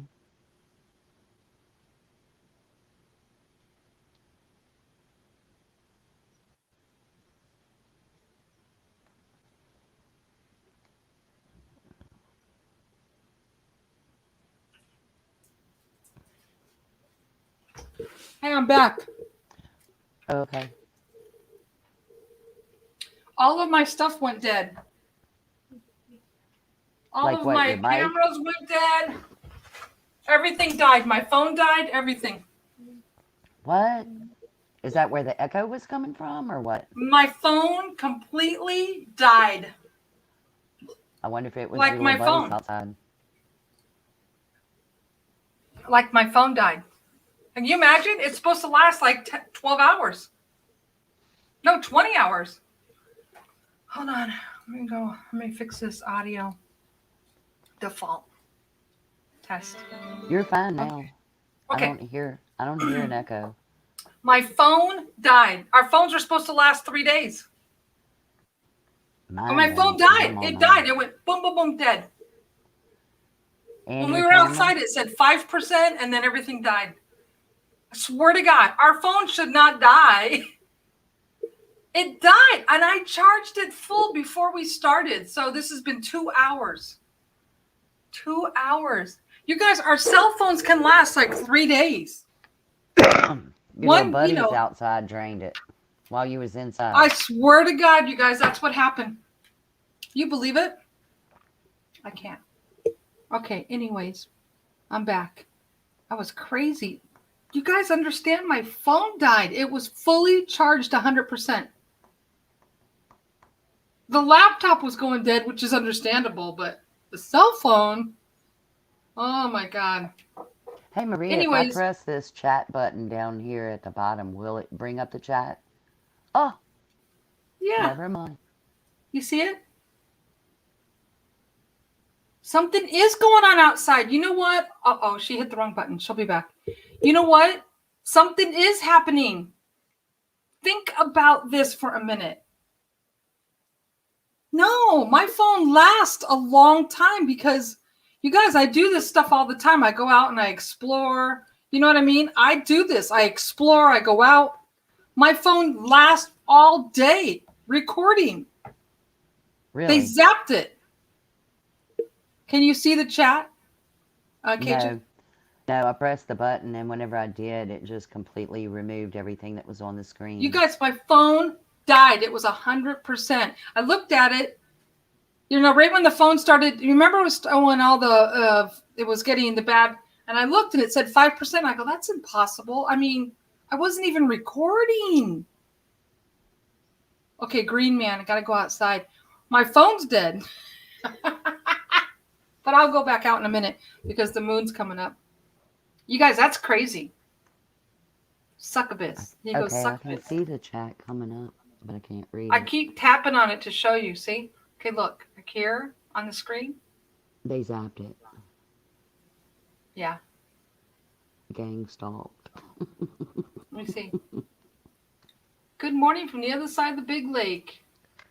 Yeah, I think I was trying to say it's sad with like Ketchum, that Dr. Ketchum, when she did all that DNA. Remember when Missing 411 first started? You know, to do all that work and get all that money just to have the government go, oh, there's nothing here. It's just like, it's just heartbreaking, you know? And, you know, back to what you were saying. Yeah, I have more evidence than you can imagine and more ideas. But, you know, it just almost feels like I can talk to you guys about everything, but for the most part, it's useless because it's not going to go anywhere because they will not allow it. It doesn't matter. The only person that had success was Missing 411. And the only reason he had success is because he did not cross the line. He kept saying in all of his books, what do you think it is? What do you think it is? You know, me and Cosmic saw him live in downtown in the LA UFO thing. He was like, well, what do you think it is? Is it Bigfoot? What do you think it is? And I was like, wow, you are good. I heard, do y'all watch The Facts by How to Hunt? Steve Ishtal. Yeah. Okay, well, he had someone that emailed him, I think it was either earlier this week or late last week. But anyway, they were talking about David Pilates and how he's investigating how people, when they find them, they're missing their socks and their shoes and stuff like that. Yeah. Well, they had this one person that had emailed Steve and said the reason why these people um, are missing their shoes is because whatever dimension or whatever encompasses them at the time that they get taken or whatnot is that in order for them to be grounded, that their feet need to be touching earth. In other words, you can't have shoes or anything in between. It's got to be your feet on the ground. And that's why these, and I don't know, it was weird, but if y'all can think about it, go back and look through the how to hunt videos and find it. But this guy goes into detail and he explains his reasoning of why when they find the person that's usually deceased, why they don't have their shoes on any longer. So what's funny is Cosmic told me one time he was trying to explain to me something to do with the shoes. Like he was trying to explain. Cosmic figured it out. He told me something about it's like when a lightning hits, you have to have your rubber on the ground. So look, he Right, just wrote. I knew it. It was energy grounding thing. Holy shit, this is huge. There you right, go, Cosmic, right right, there. right. Yeah, Yeah. because you have to be connected to the ground. And so your energy is then, touching the ground. And so you're connected. In other words, you're grounded. And that's why, whatever it is. And, there was another one, another email that was sent in by someone where they were saying that the same entities that are abducting people are also abducting the Sasquatch. Mm-hmm. Um, Steve had said in his video after he read the email that whoever it was that had contacted him with the information, he asked them to please respond again and let him know, you know, what he was talking about and see if he would elaborate on what he had sent in his first email. Somebody else said something about when it comes to like time travel. I think Cosmic was telling me when it comes to time travel. Oh, Project Looking Glass. That is my favorite. That is Yeah. my favorite. Yeah. Remember when we were watching that guy? Yes. Yes. Okay. Um, Okay, just talk. I have to go grab something outside. Okay, talk. I have to grab. I Project left my laptop. I left everything on the barbecue. Project Looking Glass is so interesting. I could read about that stuff for days. But for those of y'all that listen to alternate media, if you go on Twitch or what is some of the other ones, the Foxhole or um, some of them are on Gab. Go in and look up Tron Anon. He does a great show about Project Looking Glass, and so does Woke Societies. And it goes in and it explains how it works. And there was a government project that was called Project Pegasus that took place in the late 60s and early 70s, I believe it was, where they used children to time travel. And Andrew Basazio was one of them. He has done, I don't know, 10 or 12 YouTube videos on Quest for Truth with Aaron Moriarty, I believe is the name of his YouTube channel. And you can go in and listen to him. I think at the very beginning, whenever Aaron first started interviewing Andrew, I think that a lot of the information that he gave was accurate, but then as time went on, I think that there was a lot of misinformation that was also mixed in with it. By the time I got to, like, I don't know, maybe the third or fourth part, I just quit listening altogether because to me, it didn't make sense. But whenever he first talked about it, it did. It made a lot of sense, and I've heard other people talk about it as well. But this guy says that Obama was one of the kids that was in this government project, and there were some other, public figures as well. But they used kids for some reason because mentally the kids were not as programmed as an adult was. But anyway, this Project Pegasus or Project Looking Glass, there is, it's a chair.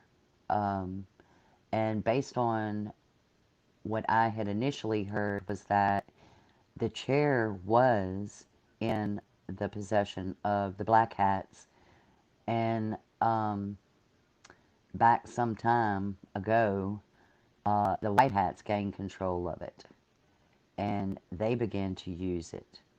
So basically what they're saying is that there are two timelines, an A timeline and a B timeline.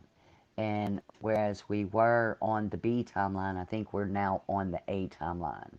I think it's the way that it was explained. But they also have gained possession of the cubes. So whereas it would have been in the hands of the Black Hats, the White Hats now have it. And for those of you that follow Q, they talk about deltas and things like that. And they were making drops on these deltas. And the deltas were not lining up. First, they were like 2 or 3 years off, and then it would be a year off, and then it. So, and that's what they were doing. I think they were using the chair or the time travel to go in and see. Yeah, to go see, what was going on. And whenever they did that, I think they were also going back in time to gather information, because one of their favorite sayings is future proves past. So in order for them to be able to go in and make changes, they needed to go in the past before they could go into the future to see what they needed to do in order to fix it. Which also, I mean, like, when we were listening to Mel a little earlier, and she was talking about the monopoly that the families have, like that type of monopoly seems that type of monopoly to own all the railroads and everything. Don't you think that, doesn't that sound like somebody who knew the future and went back in the past? You know what I mean? Because how could you literally make that much, right decisions to completely monopolize 300 of the 500 railroads, like she was saying? And remember that thing they were talking about, how Baron Trump, remember that book about Baron Trump? Mm-hmm. Yeah. Somebody said that's a nice stag. Nice what? Stag. I don't know. Yeah, a stag. You got a deer? We've got several. Oh, somebody saw it. I'm sorry. I had to go grab a drink of water. Um, um, yeah, and let's see.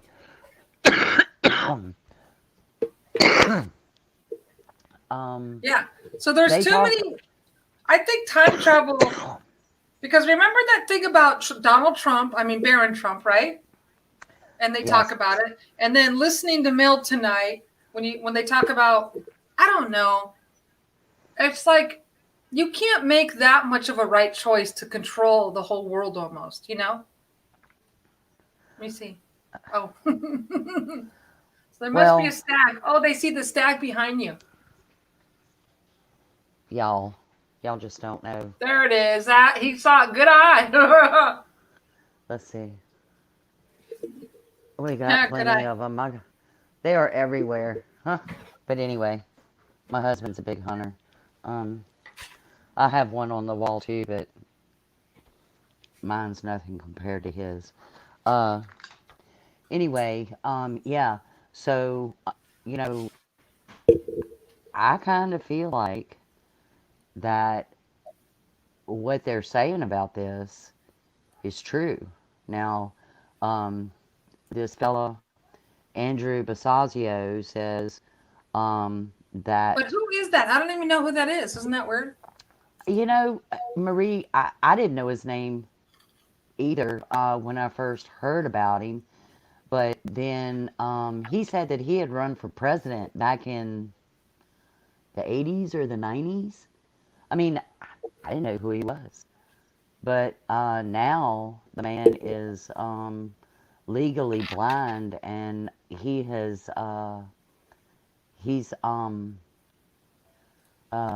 written a book or something. So I kind of feel that some of the stuff that he has been saying on this interview that he's been doing with Aaron, I think some of it might be propaganda or misinformation or whatever. Because I mean, you think about it, his daddy worked for the government, and his daddy is the one that brought him into the Project Pegasus, and used him as one of the, I think there was like 12 or 13 kids, 14 kids that were used in this project. And the reason why they used kids was because children's um, minds are not as programmed as an adult Yeah. is. So it was easier for them to be manipulated and to send them to a certain um, dateline, either future or past, for whatever their reasons were that they were sending them there. But there were things that, that they observed, and I don't, I don't know. I know that there's a couple of pictures that have floated around on the internet where um, a guy, I think a guy was in like the 1930s or somewhere thereabouts, found a penny that was uh, minted in like the 80s or something. Well, how does that happen? Oh, you know I don't. what? That's just like the movie, Somewhere in Time with Christopher Reeves when he Yes, found the I saw penny. that movie years ago. Yes, Love that yes, movie. Okay, so here yes, it and is. Okay, here we go. it's Andrew B. Basiago, Basagio. I don't know. It's Italian, but Oh yeah, AGO. There you go. Okay, see. Let's see. Okay, hold on. Here it is. Right here. This is where it's saying this guy. Is it this guy? yep, that's him. We live in a strange time. The future is all-time high. Mm-hmm. There's Project Pegasus. Pegasus. There's the Pegasus right there. See it? That's a Yeah. Pegasus, the winged horse. Upon activation, this time-traveling machine created a vortal tunnel from radiant energy that was capable of blending the fabric of reality, and the radiant energy was discovered by Nikola Tesla, who systematically was discovered by the government in his New York apartment in 1943. So basically, Tesla had this information in his apartment, and when the government took it, obviously they took everything, right? The technology was parlayed into Baskervillo's cause of plasma confinement chamber, which a user jumps into before being transported into a different moment or place in time. This is another time travel that I never knew about. This one. Never knew. Yeah. Machine capable of tearing the space of a continuum. Whoa. Yeah. See, and I've heard people say, you know, the only place where time exists is with humans. Everything else, time does not really exist. See, this is kind of like the creatures that I take pictures of all the time. You know, a lot of times I only see part of them, like they're coming through this thing. Right. You know? Right. And a lot of times, I mean, I get full apparitions, I get movements, but like a lot of times I mostly have just the top part. And it's almost like, to me, like they're peeking through. Yeah. You know? Yeah. Ooh. Yeah. Dangers of time travel. Yeah, no kidding. Yeah, no kidding. Yeah. Okay, hold on, something. Hang on, I'll Google it. Okay, good. Yeah, that's it. Yeah, who's this? Marcus Oaks Ararak? Who's that? He was here's in the a question. chat earlier. Here's a question for you. Cajun, where do you think the Ark of the Covenant is currently stored? I've done some research on that too, and in my opinion, and only Iraq? because I think that has been taken over by another entity too, because at first it was given to the Knights Templar, and the Knights Templar really ended up being the Illuminati, based on the information that I've read on it. Okay, do you remember this? Cajun, do you remember this story though? Listen. Remember there was this older guy that was on his deathbed that worked at Area 51. And there's a way that they talk to the aliens. Certain people do this thing where they mind speak to them. I don't know what it wasn't really a mind speak, but it was like a mind speak. There's only one way you can speak to the aliens. And this old man was on his deathbed, and he was telling that he was allowed to go in this certain kind of a bubble to talk to the aliens. And you're not allowed to let them go into your brain, because if you don't, there's some way you have to have a shield and don't let them really think what you're thinking, because they'll manipulate you. And he claimed on his deathbed that this alien, it was really sick, and it said, please, I want to go back to my home. And he took him to this place where it was like, I don't know if it was like Iraq or something. There was what's it called? Not a portal, but it's like what's that word where you can just go through another, like a sphere or something. It's not a portal. It's like a portal.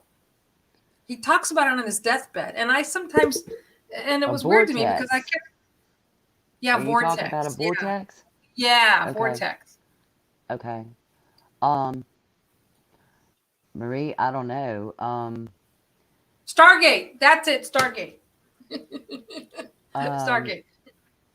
Well, anyways, whenever I think of this story, I always somehow in my mind think like that is the same area that the covenant is.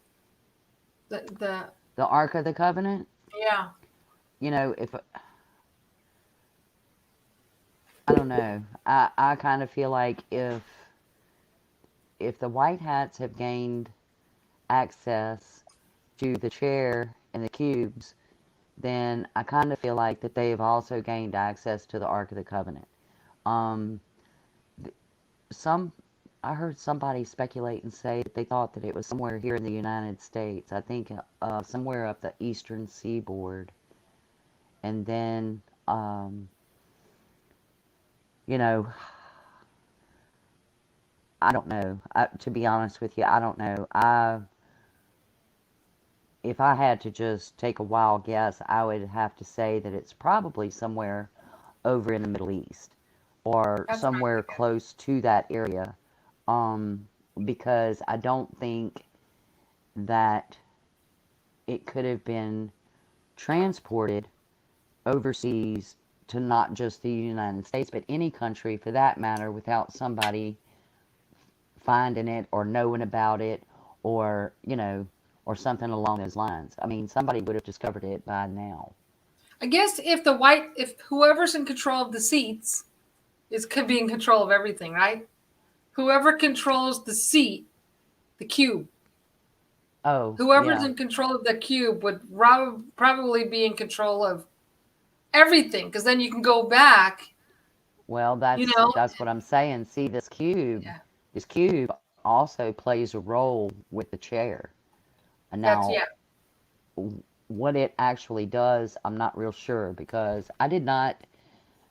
In the interview with Andrew Basiago, I did not hear him make mention of the cube. I learned of it in in the video that I watched. I don't know if it was Woke Societies or if it was Tronanon that I watched that on, but one of them said that there were two cubes and there was also the chair. And the chair actually had been disassembled, and they had hidden parts of the chair in different locations so that people would not be able to locate it. And even if Ah, they did, it wouldn't be the complete chair for them to have access or use of it. yeah. And I think once the White Hats got it, is whenever they assembled it and started using it. So, So like, my, remember when I was trying to talk about that island, and the island was Montauk yeah, Island, and isn't that off Montauk of is, New yeah, Montauk. Jersey, Rhode Island, Yes, somewhere around in that area? and that's where they have the time traveler. They said that's where they did, in the Montauk. It's a Yes, facility that's near Nikolai Tesla. You know what I'm saying? Nikolai Tesla was there yes, too, yes. and so this Um, one too had a time traveler. I don't know if it's a chair, but something. Time travel well, you know, experience experiments. Here we go. The Montauk Project Time Travel Experiments Mystery. Hmm. But now it's closed, but people go there. If I lived out there, I would not be afraid one bit to go and explore there. But there's still, so one of the things about the Montauk is somebody said, who was that director? He's the one that filmed the moon landing there and everything. Uh, I mean, Philadelphia Experiment. But that's my favorite movie, Philadelphia Experiment. yeah, that was a good movie. Also, Pennsylvania, um, from what I understand, there are some domes in Pennsylvania, and that's where they conducted a lot of the splicing of the DNA and all of that sort of mess. And they say that um, that is where um, I think it's Land Between the Lakes is not far from Mm, there, and mm.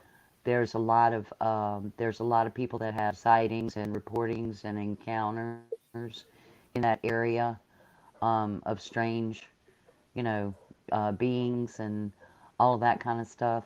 Um, so I'm sure that there was a lot of experimentation that took place there. Um, I mean, if what you're talking about in Area 51 is true aliens, then that blows, my theory of UFOs being, or aliens being demons. Well, here's what I But think I about with mean, aliens. You know what I think?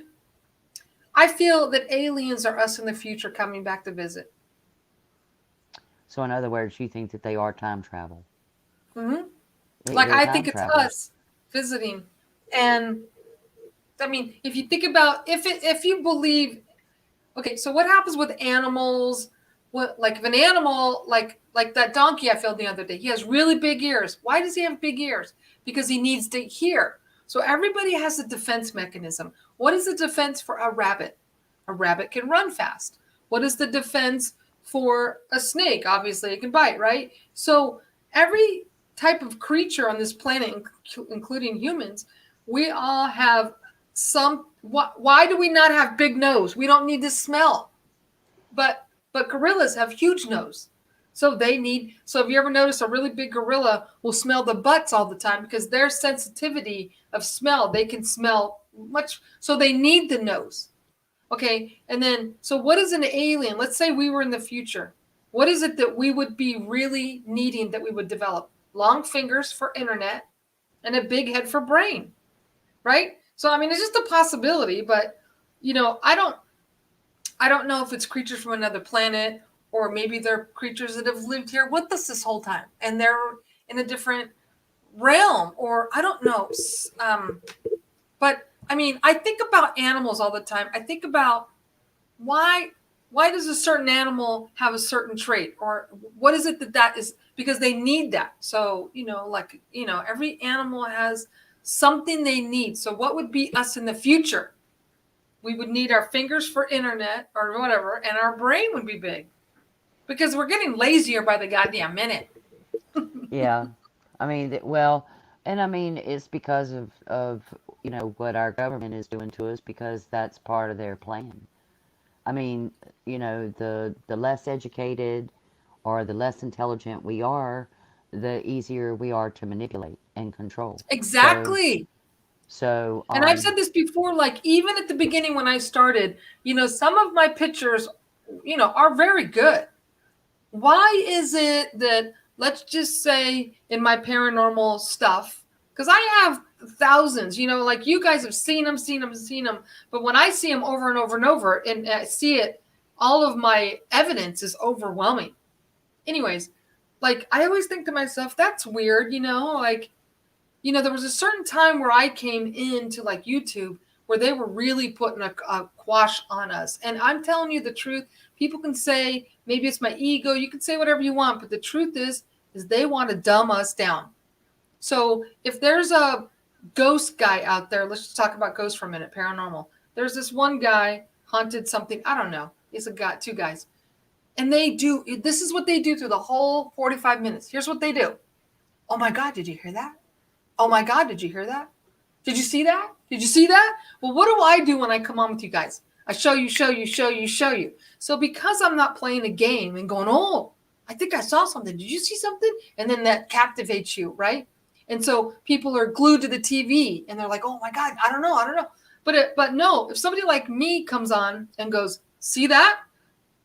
Now the most of the people, Cajun, most people, almost every person goes, I don't see it. They want to shut down because they don't understand it.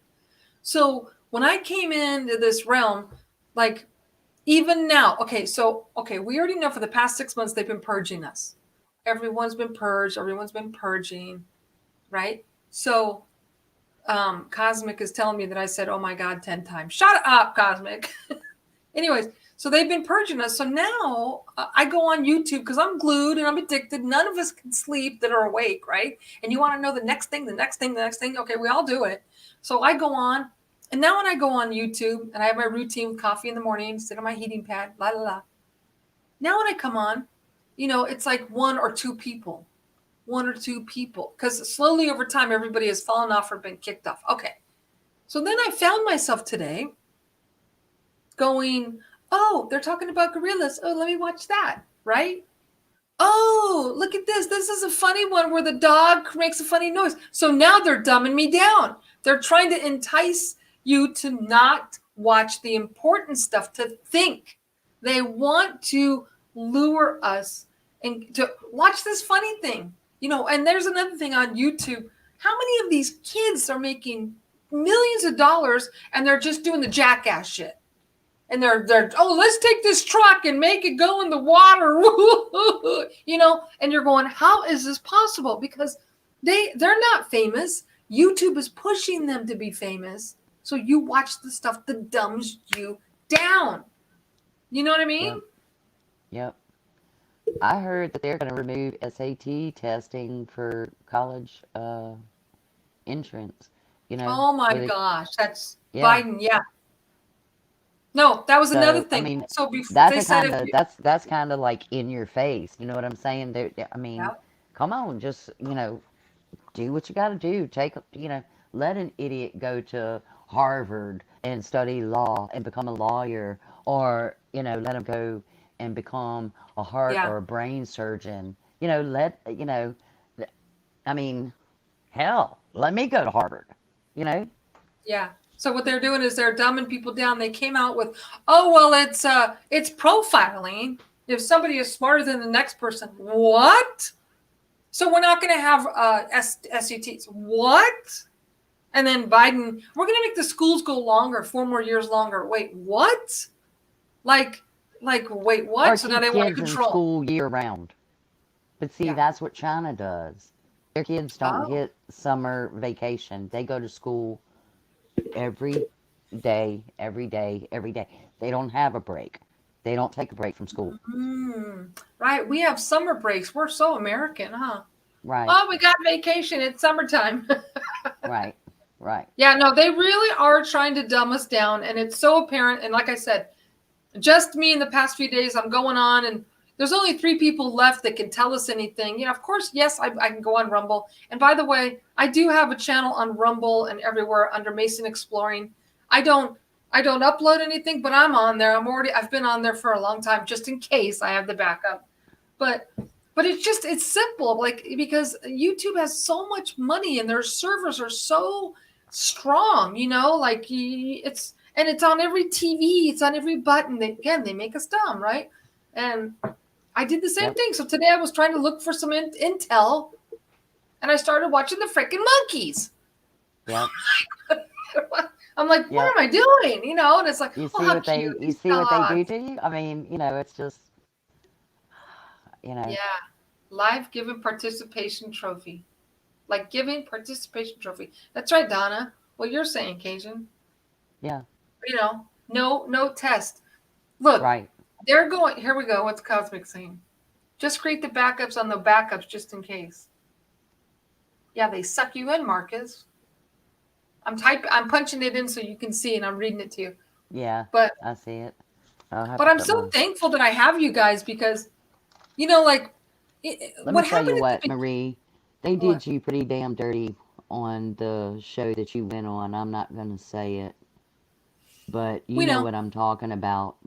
You Yeah, and I talked about it, and I'm really ever since then, I quit watching.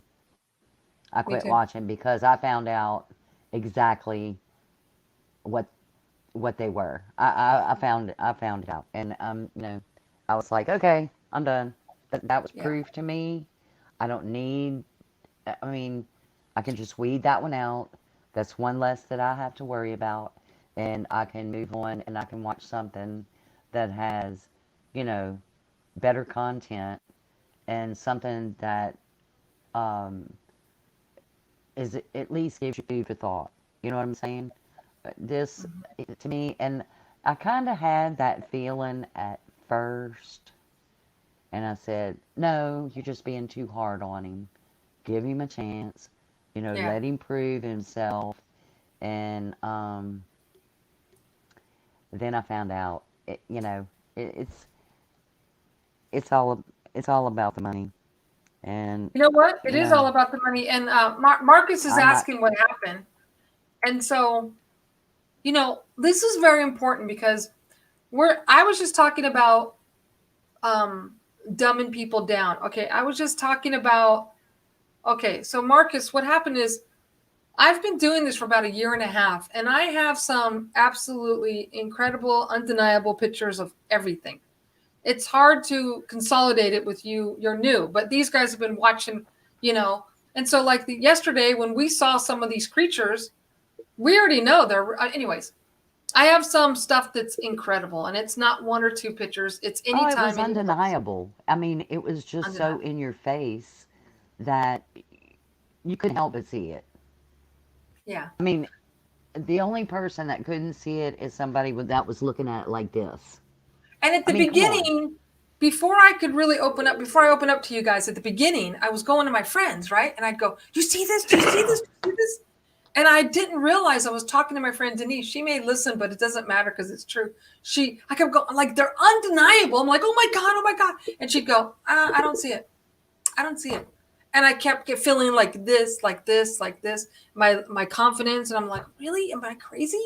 So like, I don't even show you guys 70% of what I have, because sometimes to this day, I look at it and I go, they're not going to be able to see it, because it's stuck in my mind how she treated me.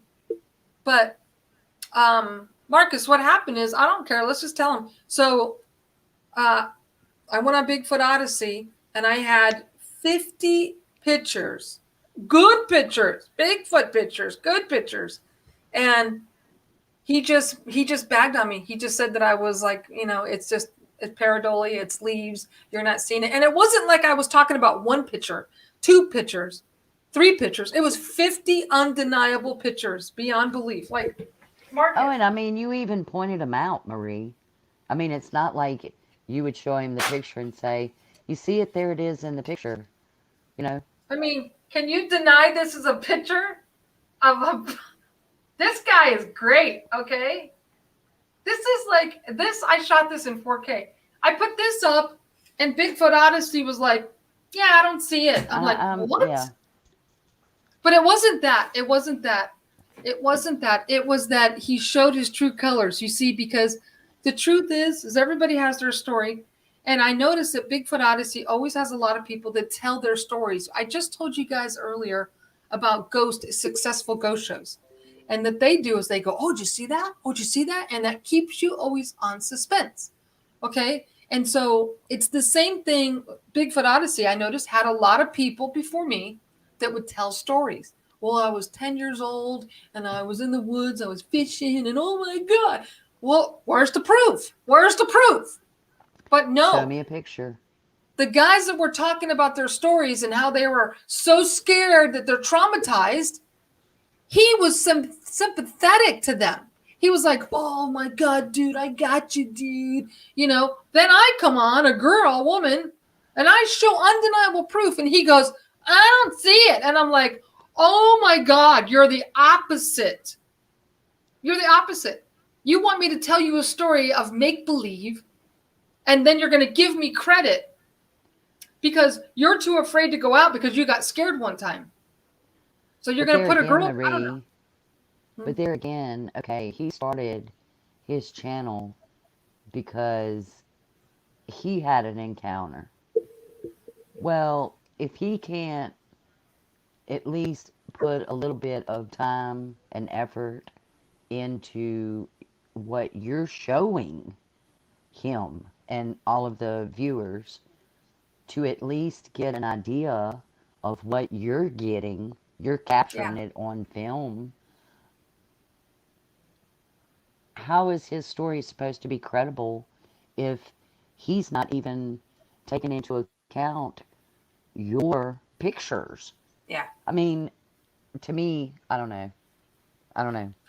Maybe, my rational way of thinking is not exactly right, but to me, that just kind of blew it. And then, I don't know if it was a week or two, maybe a month after you had been on his show, then he had this other fella come on that was crying and cussing and saying that he was attacked and, and all of this kind of stuff. And oh, he was all up in his emotions over Yeah. that. So I really, I mean, I don't mean to talk, derogatory about anybody because I wasn't there. I didn't see what they saw. But, and for the most part, until I can prove them wrong, I have to believe them because what they're Mm-hmm. telling me, I'm taking them at their word. But when I saw that, I was like, yeah, no. Yeah. I'm sorry. You mean like, That, and I saw that too. Like, and that's kind of what's irritating because it was a little bit of a backstab yeah. because Well, it wasn't he a backstab, Marie. It was a hard slap in the face, and then he spun you around and stabbed you in the back. That's yeah. the way I look at it. And the best part was there were so many people that reached out to me after that I'm and were glad. like, they're like, that guy was such a jerk. I'm never going to watch him again. Of course, not. And there was after that, I could have kept going. But at the end of the day, it's not about the fame and the money. It really isn't. It's about, I need to share with like-minded people. I don't want 100 people watching us and have to deal with 10 people that don't get it. We're all on the same level. But yeah, I appreciate you guys saying that because that, I never ever, I said to Cosmic or somebody, I'm like, I took a chance doing that because there's nothing for me to gain, you How know? did you get? How did you get invited on his show? He came and was watching one of our Saturday Night Lives. Oh, He was coming on and then he kept saying, hi guys. And he was watching our show. And then one day he goes, I think I said you should have me on your show. He was trying to ask somebody I had on a guest on to come on his show. I don't remember, but he asked me while he was watching our show on Saturday nights, which, yeah, he came in the chat, and then that's when it happened. So what I think also happened is, yeah, I know you warned me. What I also think happened is he kept watching our show, not for me, because that would be, I'd upstage him. He was watching our show because he wanted to try and get some of the guests that we had on. That's one of the things he was trying to snake that too. But yeah, to me, he showed his true colors, and that was, it's all about the money. It was all about making him, he really had to put me down, who has shown more evidence than anyone on his show that I know of. Okay. You're going to put me down to make yourself look better. And that, in that part, he looked ugly. But, yeah. It was definitely an ego thing. hmm and the best He I could he. do was just smile and keep going. Yeah, he couldn't let a woman show him up. That's the whole thing. That's the whole thing, in Yeah. my That opinion. was the whole thing. That was what it boiled down to. But yeah, a lot of people came to me after that. And the honest to God truth is, I went on the show because it wasn't about the fame and fortune, because it's not about fame and fortune. It's not. Okay. And No, it's I'm about very, getting the very, truth out there, Marie. That's it's what about, everybody's looking for. They want the yeah. truth. And whenever you And have a bunch of scammers that are throwing up these YouTube channels and, they got this clickbait where they can get people to go in there and look at it for 30 seconds, it's counted as a view. So, they're getting the numbers. Whether they're skewed or not, they're getting the numbers. right. So, I mean, I don't know. I don't I don't like to play those kinds of games. And once I figure you out and I find out that you're not legit, I'm done. And I'm out and that's it. There, Yeah. and I Right. I found him out. And Right. then And he I had started appreciate that. Like, because I'm glad. So it was what my goal was, is that I knew what I was onto a year and a half ago. I knew that it was dimensional. And I knew that much. It wasn't hmm about ghost or Bigfoot. It's a big picture. And I knew what I see. I see what I see. You guys don't see everything I see. And some of it is not clear enough for you to see, but I see what they're doing. So it's getting deep. Okay. So my goal isn't to go out there and get the best picture anymore. It's about trying to figure out what they're up to. What are we really? So, anyways, I knew everybody was doing, they were all on the hair and body and, that stuff. And so I knew that if I went on, that there might be people out there that needed to come with us and talk about this stuff. And that was hmm what I knew. I put my neck out for that because I wasn't going on there. I didn't make money, and I knew there wasn't a way for me to make money. YouTube, I don't make any money, but it was, so I took a chance. And yes, we've seen Diesel in jerseys. We don't.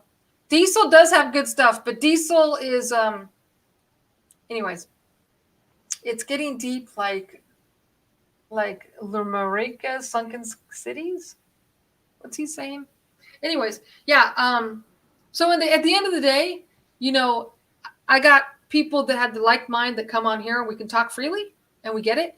And there is no ego here. Um, and then some people saw him for, what he really was. If they were smart. If they Right. weren't smart, then oh well, just listen to the stories and have a nice day. It's like Yeah. that's why time to talk. How to hunt. He's cool, but does he ever explore? Does he really ever go out or just tell No. stories? And he'll tell you that he's not there to do any sort of research or anything like that. What he has his channel for, and he's good friends with Scott Carpenter. Mm-hmm. Um, what he created his the Facts by How to Hunt channel for was to get the information out to the people and to give them a platform where they could share their encounters and be with like-minded people, Yeah. because what he's after is an answer. He wants to know what these beings are. He wants to know what their purpose is, why they are the way that they are. I mean, he wants the who, what, where, and whys. And so, and he'll tell you that. He's not really gonna give you so much of an opinion. He's also spoken with David Pilates. They've, shared stories and, Mm-hmm. all of that kind of stuff. To me, in my opinion, Scott Carpenter, Dave Pilates, Steve, those are the real deal. And they want the truth. And, Scott Carpenter, I think, has written one or two books. David Pilates I has written think several more. books. Yeah. Um, you I know, mean, he's been doing it. Carpenter's been doing this for 10 years now. yeah. And I He's mean, got a lot of books. Scott has some, I mean, some Yeah, he was totally the first clear one. pictures. Yep, I agree. And he was the first one. I was like, oh my God, when he showed that thing, when he put the camera looking behind him, that was brilliant. You know, that was brilliant. And then sometimes when I go out, sometimes, like that one time I filmed a real big Bigfoot at the cemetery and he was standing, he was like lurch and you could see his sleeve on his arms. I did that I dropped my phone and had my phone behind me as I was walking. So it was filming behind me. And that's how I caught that guy. Yeah. Somebody's asking a question for you. Marcus is asking, has Cajun seen Sasquatch? No, I have not. I'm not a knower.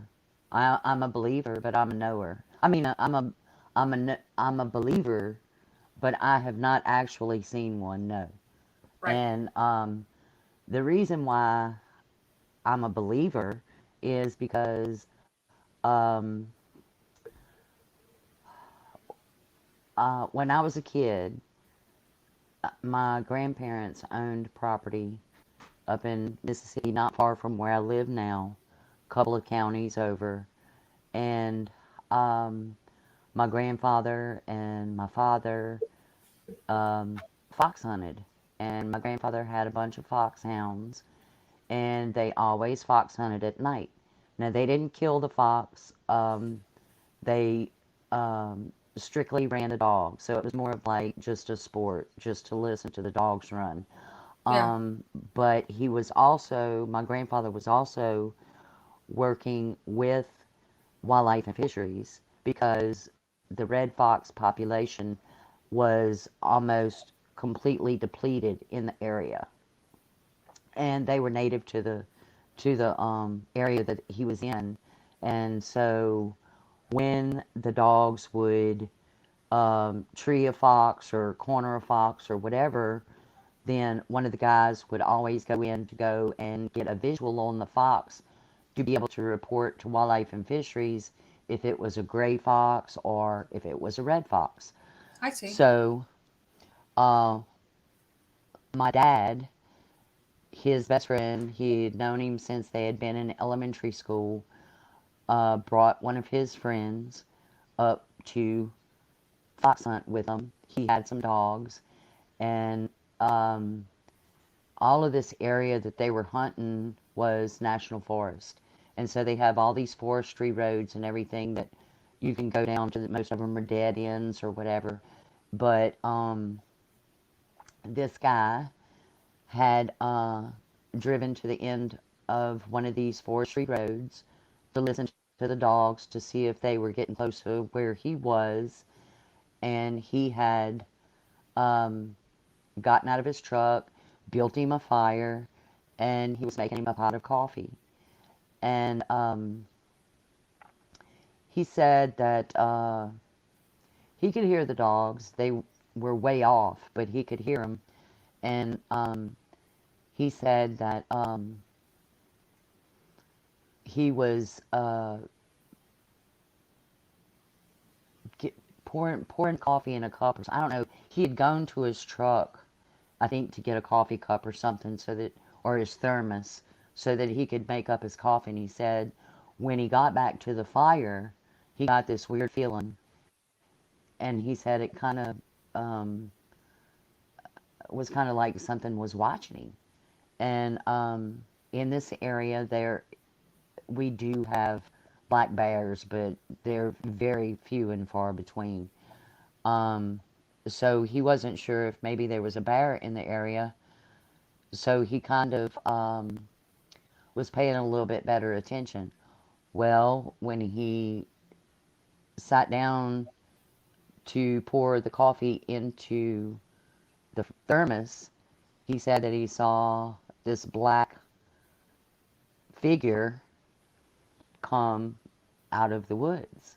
And when it did, he stood up because he thought that it was either one of the other hunters that was walking to try to track the dogs, or it was somebody that was maybe coon hunting in the woods or whatever. He didn't know. So whenever he stood up, he gestured to him or said something to him and didn't say anything. And then as it started moving closer, he said that because they didn't say anything to him whenever he greeted them, he turned his headlamp on. And whenever he turned his headlamp on, all he caught was a black figure. And he threw the coffee and he threw the thermos because he didn't know what it was. And he ran to his truck and he jumped in his truck and cranked it. And whenever he turned the lights on, of course, whatever it was standing up in the back of the truck. So the taillights of the truck illuminated the figure. And he said that he saw no clothing of any kind or anything, and it was just this black form. And so he got the heck out of there, and he got rid of his hunting dogs, and he never went hunting again. Oh my And God. so my dad never understood why he never came back. And so one day, my dad, just happened to ask him why he quit hunting. And he said, well, if I told you, you wouldn't believe me anyway, and you would think that I was crazy, and you would never talk to me again. And my dad said, well, try me. I mean, we've known each other all our lives. He said, why you think I wouldn't trust you? And the guy told him, he said, well, I'm going to tell you. He said, there's something in them woods that I ain't never laid eyes on, except for that night. And he said, and I don't ever want to lay eyes on it again. And so that's what made me a believer. Right. There's It's a been secondhand other story. right. And Look at so Marcus. Marcus says apparently they like to wave at you when you drive off. And then he wrote, I'd shit. And yeah, then well, that's says, what I'm saying. wow. I mean, anytime that somebody that's been a hunter all their life and they've never had any kind of an encounter or anything like that, and then all of a sudden, this happens, and it just totally wrecks their paradigm because, hey, I've been hunting for 35 years. I've never had anything like this happen to me, and then this particular night, it happens. No, I don't want no part of it. Well, now I But feel a little bad because that is a lot of the stories that I hear on Bigfoot Odyssey. These guys tell these stories,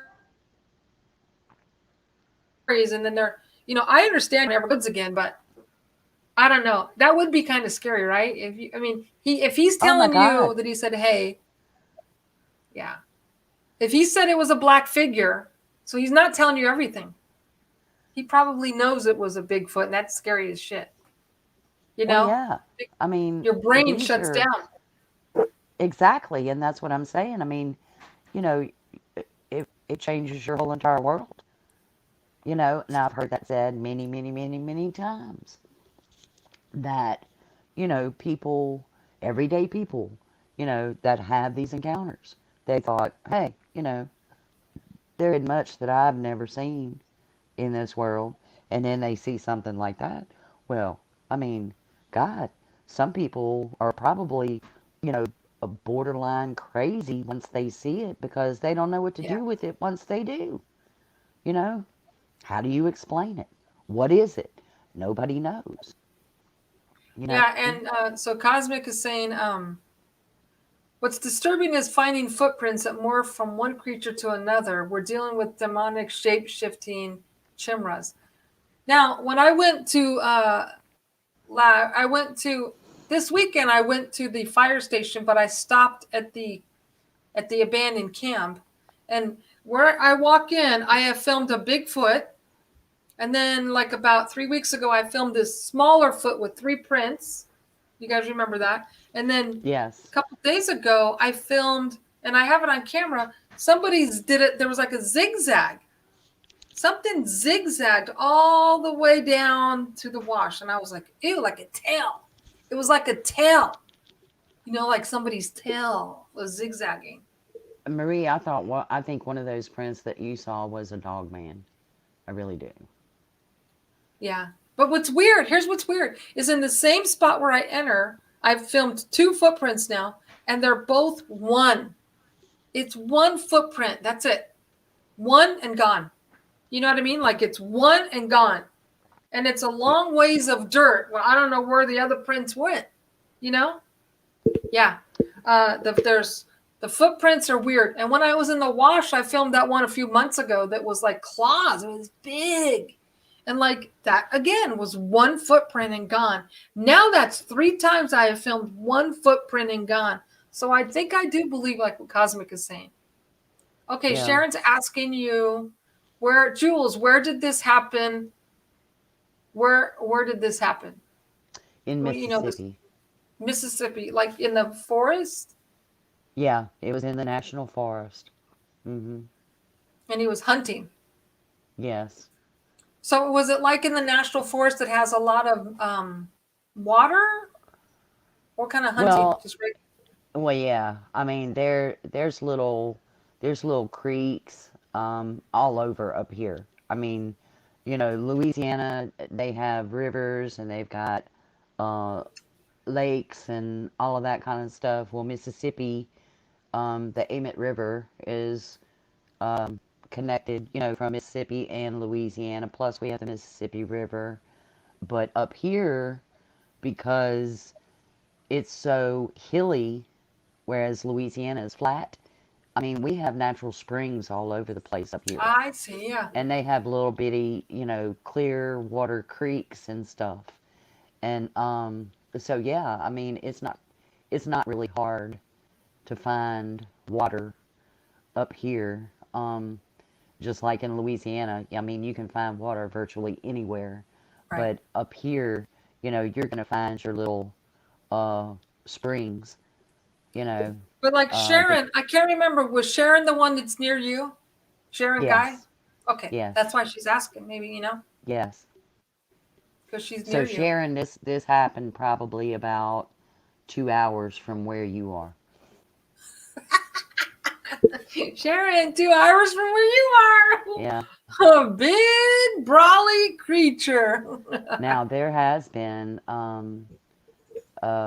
someone that I know that lives probably 10 or 12. Well, they're in another county, but they live about 10 or 12 miles from where I live as the crow flies. and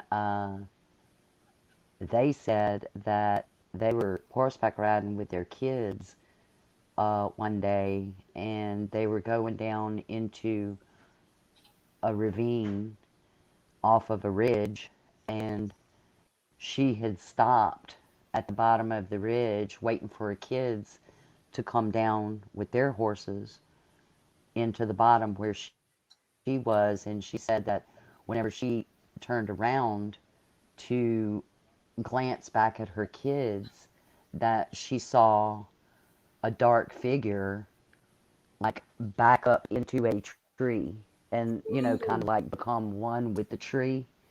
And she said it made the hair raise up on her arms and on the back of her neck. And she called her kids and told them, "Come on, it's time. We need to go." Um, so yeah, I mean, there's been several people that, you know, I didn't even ask, that have just volunteered, you know, situations like that. Y'all give me just a second. Let me find out what my dogs are going crazy over. Yeah, you better check. We're telling stories here. Jesus, you know, she's telling us these stories and her dogs are going crazy. Y'all quit.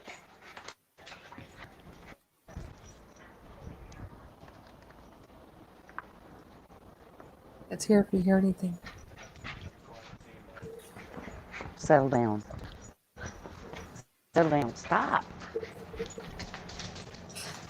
Goodness gracious. What are you barking? What are you barking?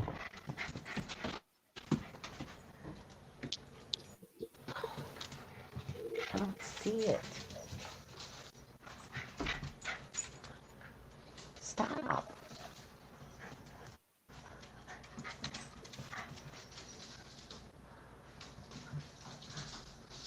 What is it?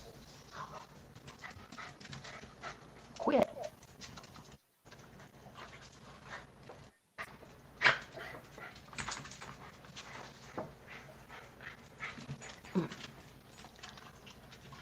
Sit down.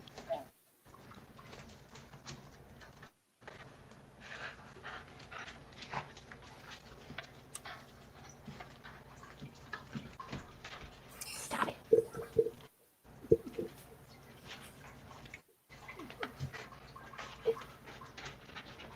What is it?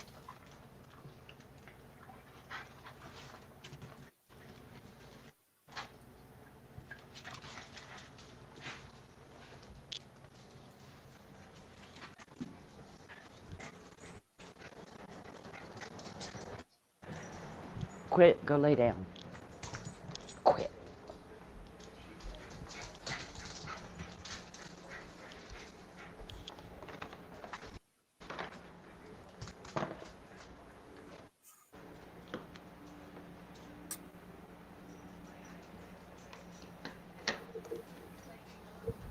She's out there for a long time. Something's bothering her, you know?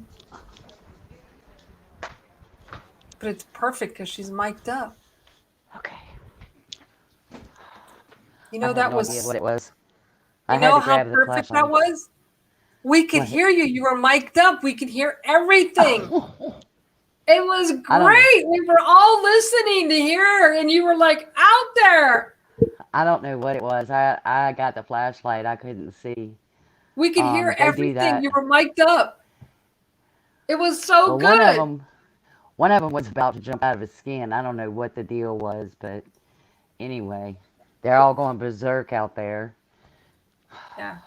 We were all waiting. We were praying to God. Nothing jumped out. We could hear everything you were saying. And we were Well, you like know, all waiting. look, I will tell you this. Um, this was kind of creepy. It kind of creeped me out. Uh, when we first moved here, um, I had we were going to bed, and I'd gone and turned the back porch light off. And we have a huge sycamore tree in our backyard. It's probably about maybe 30 feet from my back door. And I I turned the light out and I just um, was pulling the curtains on the French doors, to where people couldn't look in or whatever. But anyway, something caught my eye, and I was looking up in this sycamore tree, and I could see, I'm not kidding y'all, two red eyes up in the tree. Okay, now this was probably one of the limbs is probably 8 foot, 9 foot, somewhere thereabouts. I know I can't reach up and touch it with my hand, Yeah. and I'm 5 foot tall. So, um, and I kept watching and I kept watching and I kept thinking, well, maybe it's not outside. Maybe it's just a reflection of some sort on the glass. So I kept moving and, trying to look at it from different angles, and it never moved. So finally, I just closed curtains and I said, well, whatever it is, I hope to God it stays out there because I damn sure don't want it Yeah. in here. Um, and then nothing else. I mean, nothing. That was probably 12 or 13 years ago. And then this has been uh, probably in February. It was warm outside, and I was outside in the back with the dogs, and I mean, it was still, the wind was not blowing. I mean, it was just, an ordinary day. And all of a sudden, I heard the biggest tree break. And I was like, what the hell? I mean, and it wasn't very far away. I mean, I heard it. It was crystal, crystal clear. And so, of course, naturally, I stopped and I'm thinking, okay, what was that? And I watched, because we have woods all back behind us. Um, and I probably stood there for 10 minutes or so, and I just kind of was scanning the woods with my eyes, and I never saw anything. And So what broke the branch? exactly, I don't know. Now was, um, there was a girl that, had left a comment on Dixie Cryptid, uh, and she was saying that that she lived in Southwest Mississippi, and I asked her what county she was in. Well, come to find out, she's in the county right next to me, and I asked her. I said, "Well, have you ever had an encounter?" And she said, "No." She said, "But I know that they're here." Ooh. And I didn't I didn't ask her anything else after that because I really didn't want to know because I hunt. And I mean, Oh yeah. we are all over the national forest. I mean, two Yeah. or three counties because there's I think 300 and 392,000 acres, I think it is, of the national forest where we are. And we hunt in all different locations, all Right. in the national forest. I don't want to, I don't know if I want to know. You know what I'm Yeah. saying? I don't Because know it if might I mess it don't, up like your dad, right. like your I mean, dad's story. yeah, I just don't know, if I don't know if I'm ready for that. I mean, like, because some of the places, like even where I filmed the portal, the door that opened up in the cemetery, I will never look at that mountain the same. Never. Well, So yeah, Daggy Marie, look at the one that was in that picture that you showed the other day. crazy. I mean, if I walked into one of them things, I would probably have a heart attack. And I was a I little would spooked out the other day walking around there. I would probably have a heart attack. And I mean, that's probably, that's probably one of the reasons why I don't see them. You know what I'm saying? I mean, I see everything that you show in your pictures. Yeah. So I know that I have that capability, but as far as seeing them with the natural eye and not in a picture, maybe it's because my mind has just blocked it out and I don't want to see it. You know what I mean? No, it's like it actually. I think that everybody has a piece to the puzzle, and Oh, everybody has a definitely. piece to this puzzle. My piece is doing this. Your piece and other people's pieces are breaking it down. You see, this is a group thing. It can't be just one person, and that's where No. some explorers get it wrong. It's not. You got to have everybody involved. You know. Yeah. Yeah. Well, Look at this guy. He's so crazy, man. um, Do you see the picture? mm-hmm. Okay, so I make sure I was showing it again. Yeah, and so when I went here on this guy right here, I can see his teeth and everything. Oh, Yeah, that was there's freaky. face. That was freaky as hell. And this face. Yeah, there is nothing there that would produce gray. And then look at that big, huge one. Did This you guy's a notice? monster. No, no, Oh, the other one. no. Yeah, I didn't see that before. That It's a good tannish one. color, I think, is, it's right above the line, but it's Yeah, over to right the there. left. I mean, Yeah. that freaked me out. I was like, oh my God, look how huge that thing is. I mean, I can literally see the eye dots. I Yeah, can see the eye dot. yeah, the pupil. Yeah. Yep, pupil. There's a pupil. There's a And I can pupil. see part of the mouth. I can see part of the chin. I can see Yeah. the nose. I can see the brow bones, and I can see the eye sockets, and Hmm. um, yeah, and part of the eye. And then, like, even these little faces I see. Yeah, It's amazing. yeah. Yeah, so I went there. I stopped there when I was on my way to go to the top of the hill, and I just had a creepy feeling, obviously. Yeah. Yeah. So let me see. So I want to tell you guys.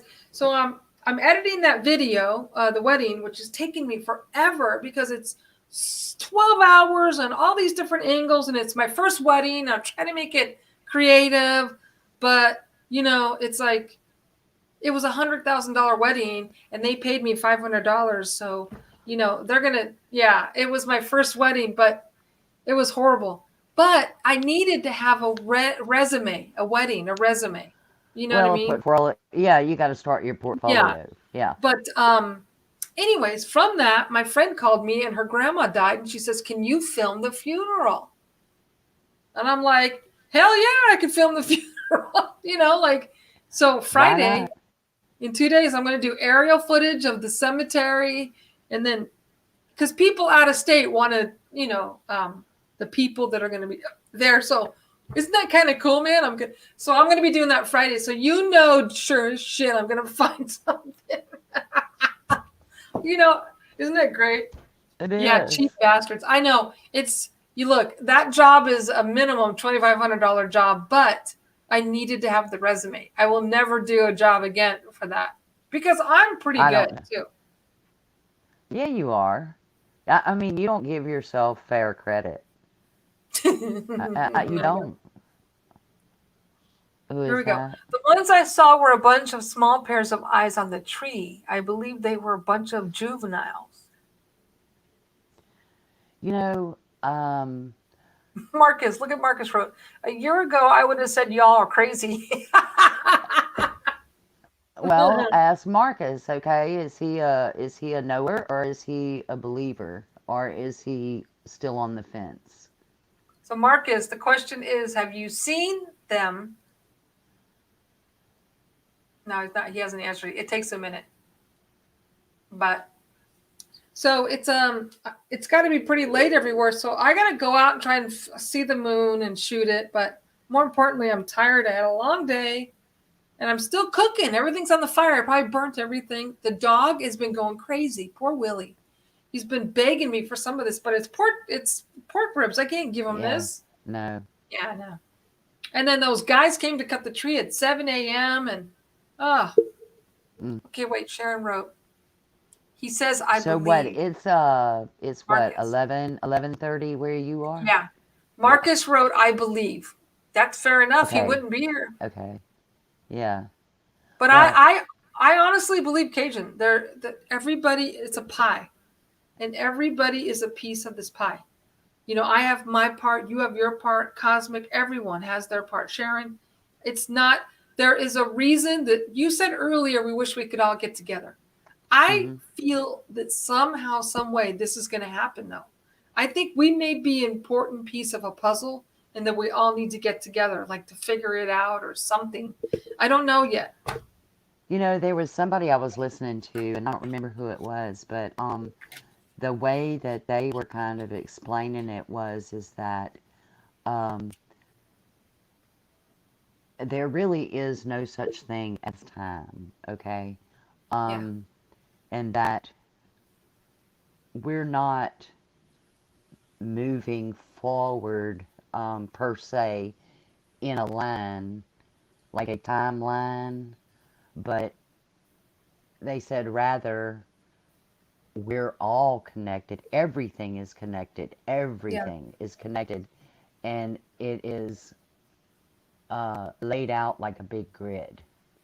Okay, so it's not a forward or backward or, you know, left side, right side. It's everything. And to me, if that is actually true, then I mean, that's the best description of infinity that we have, because infinity goes on forever, which, you know, I mean, is forever. So what is it? It's time. I mean, it's space. It's just, it's all there. So whatever it is, it's not like the hands on a clock. So whenever you see one of my pictures of these beings, you will always see the connection of they're all touching something. Like here's an example. So Mark, he sees it as all of the sticks touching. Okay? He sees it, Mark sees it as all the trees fall and the tree fall, and then all the branches are touching. I see it my thing is I see it with energy waves, and they're all touching. So you got to put all these pieces together. It's the same thing.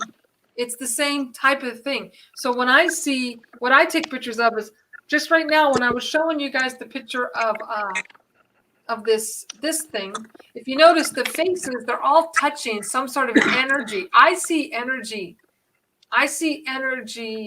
There's always something touching energy.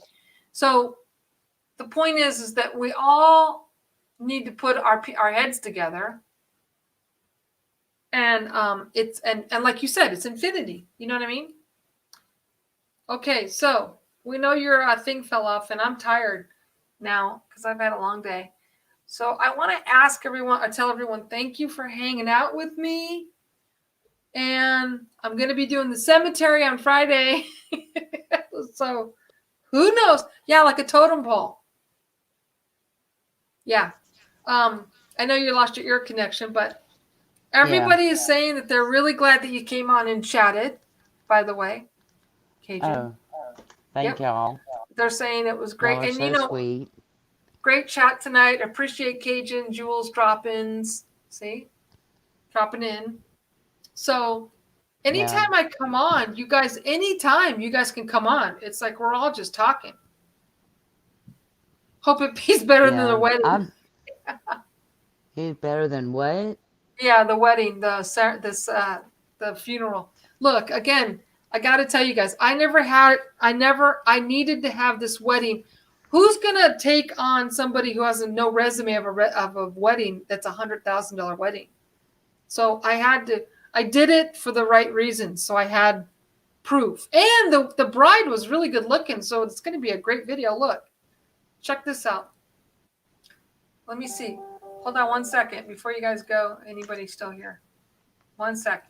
I want you to see this little tidbit of the wedding that I have so far. Just for like 1 minute.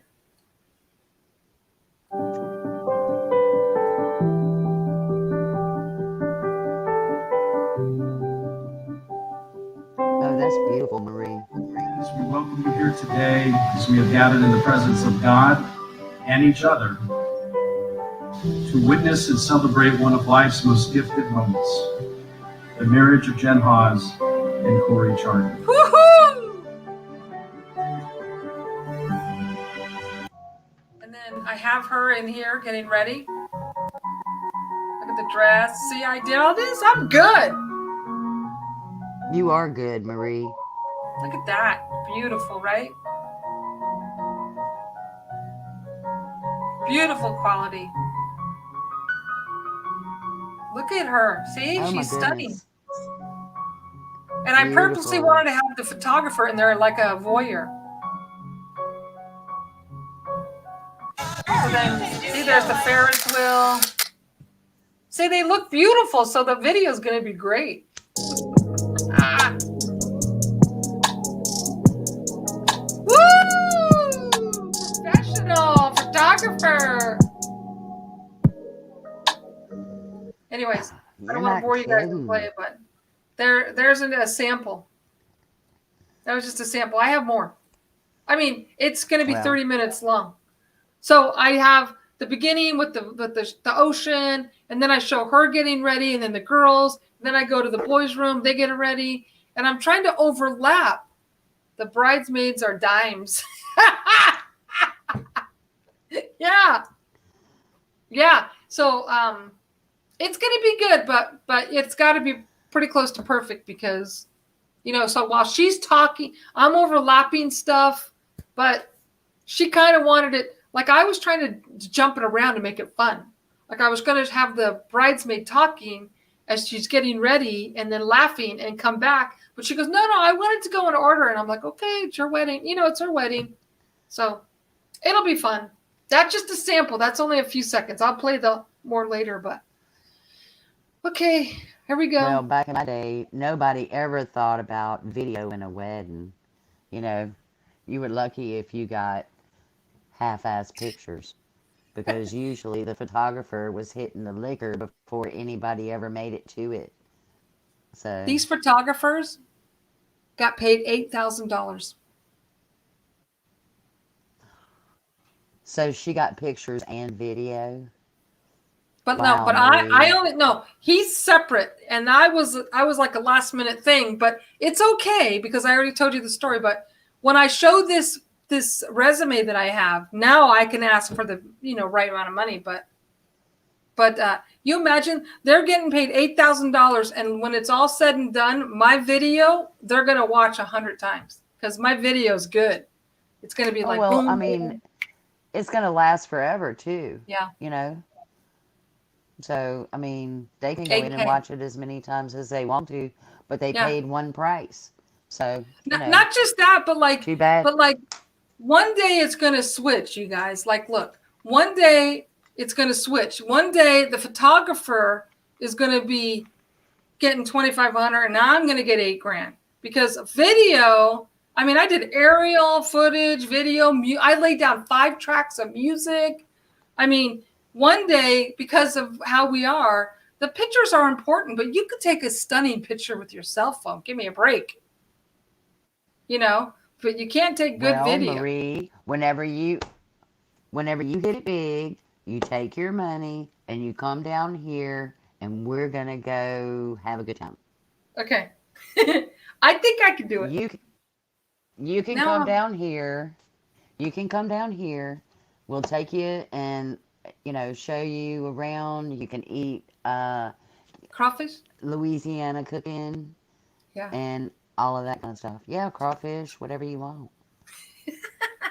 I really, really, really want to. That's why, like, you guys know that I've been like depressed for a long time, for like a year and a half. But anyways, that's why I'm trying to get back to my roots, and I got the Jeep, got rid of the car, so I can start going back to basics, like exploring. Remember when I went to Lone Pine, but then I broke down, and but that's part of the goal, is to just keep, because I'm in this for I'm trying to learn, because it's like I could take a picture of my backyard right now. I could probably get one blinking for you right now. But right now, we need to start going up and figuring out. You know what I mean? Anyways, so what you're suggesting is something that I would probably do. Come visit you. I'm not kidding, because that's how I am. Come see the woods down here. I know, but I don't want to show you, because I'm going to Budweiser? find it. What was that? Well, I mean, that's cool. I could probably But I don't deal want to with show it you. if I you don't were want to with show me, you. or if somebody was with me. I don't want to be by myself. That's the whole thing. Welcome to my world. I mean, Yeah. well, that's why I always tell you, be careful whenever you go out there by yourself, because you never know what's going to happen. I mean, you're playing in their playground, so you got to play by their rules. That's a good point. It's a good point. So after we snapped that picture with the one we were just looking at, where that thing was, when I went by there, I had a really bad feeling this Sunday. So I kind of blew in and blew out, because now I'm seeing their world. You see, and it's kind of getting like, I know right there, that black door kind of thing open, and so yeah. Anyways, squatching with buddy systems. Cosmic. Okay. Before I let you go, I got a question for you, Marie. I kind of feel like that your third eye is open. And I want to know, did you go and see someone to learn how to do this, or did you do it on your own, or did it happen by accident, or what happened? Or, it could have been caused by trauma. I mean, some people say, that they were in a car accident or something, and they hit their head real hard, or, something like that. Okay, here's that's chapter my one of question to you. Here's chapter 1 of something I'm writing. Ready? It says, I've always been interested. This is me. I've always been interested in all things paranormal, UFO, Bigfoot, aliens, and ghosts. As an amateur goofing around, I took one of the best ghost pictures ever, the prom queen ghost, in 2018. Not only was it one of the best ghost pictures ever, it was during the day. As at the age of 10 years old, I saw a shadow figure outside my bedroom window. Paralyzed in fear, I could not move my body, yet with all my strength, I struggled to slowly move my head to the side, and I was shocked to see a shadow figure from the neck up peeking through my window at the age 10. I could see the round head, slim neck, and right before this happened, the worst thing that could have happened is I passed out. This was the last thing I wanted to do. It scared the crap out of me. Ironically, this shadow figure, I was living in Canyon Country, and it was 1973, just miles away from the haunted Sand Canyon where the prom queen ghost is said to be seen. As a child, I had no fear. I was a tomboy. It wasn't that I wanted to be a boy. It was that I just wanted to have fun. So if playing motorcycles is not girly, who cares? I just wanted to have fun. Climb a tree, run fast, jump off buildings. I just wanted to have fun. I didn't have fear. So this is what I started 1 week ago. I'm starting to write a book. So back to your question. No one has ever shown me about the third eye. No one has shown me. But by writing I wanted to write a book. And as I started to write, I forgot about this story that I saw a shadow figure at 10. Now, some people will talk about alien abductions, right? I don't know. But what's weird is I saw a shadow figure at 10 years old. And then and I was 17 or 18 years old. I saw the UFO with my friend, and the first ghost picture I took, I was goofing around. I had the spirit box and I went to the cemetery and I was laughing with my friend. Hey, is there any ghosts here? This is like recently, a year and a half ago, 2 years ago. I'm goofing around playing at the cemetery. I buy a cheap camera and then I had the ghost box, but I didn't know what I was doing. I'm just playing. Me and my friends, you've seen the video, it's the baby cemetery, and I'm playing around. I didn't take pictures of ghosts. We're playing with the ghost box. Hello, is anybody here? Goofing around. Then, as I love to explore, I went up to the Nike base and I took a picture, a video of the prom queen ghost that everybody talks about. This is Haunted Sand Canyon. I'll show you the picture when the book is released. You'll shit your pants. You're gonna shit your pants. Marcus is asking. You guys haven't seen it. It's like, so back, this is important. So I was playing and I went up to the Nike base and I was filming and talking about the Nike base. I went home and then like 3 weeks later, I went to delete phone pictures on my phone. And I go, what's that blue thing? And I zoom in and I zoom in, and I've shown you guys that's that one tree that has all these skulls in it, like undeniable skulls. One had a hat on, one had glasses on, and it was like, what? So 3 weeks later, I go through my phone to delete, and I go, oh, what is that? Then I scroll, and I scrolled, and I saw the video that I had shot. And it was, I didn't know I filmed her. I did not know I filmed her for 3 weeks. I had no idea I filmed her. Everybody talks about the prom queen. Everybody talks about this history, the legend. I filmed her, not as a ghost hunter, but it was an accident. Although I was playing ghost, although, when you put the pieces together, it was, did I see a shadow figure at 10? And I saw a UFO at 17? You know what I mean? So this is just playing around. Right. I wasn't trying to shoot her. And I'm shooting it and I'm talking to the camera. Oh, look, I love history. And I was looking and looking. And then when I went to delete the pictures and I saw the skulls, I went to the one before it and she was right there, clear as a bell, right in front of me. You can see her hair. You can see her profile. You see her boobs. And you see her arm, and she's moving, but she has a distinct haircut. It's this certain bangs. And then the side of her hair, it folded in. And it kept bothering me. I'm like, that hair was distinct. So it's not like, some blurry, you can see her bangs, and you can see her hair was like folded in, not Farrah Fawcett out, folded in. So it took me 3 months and I did investigation.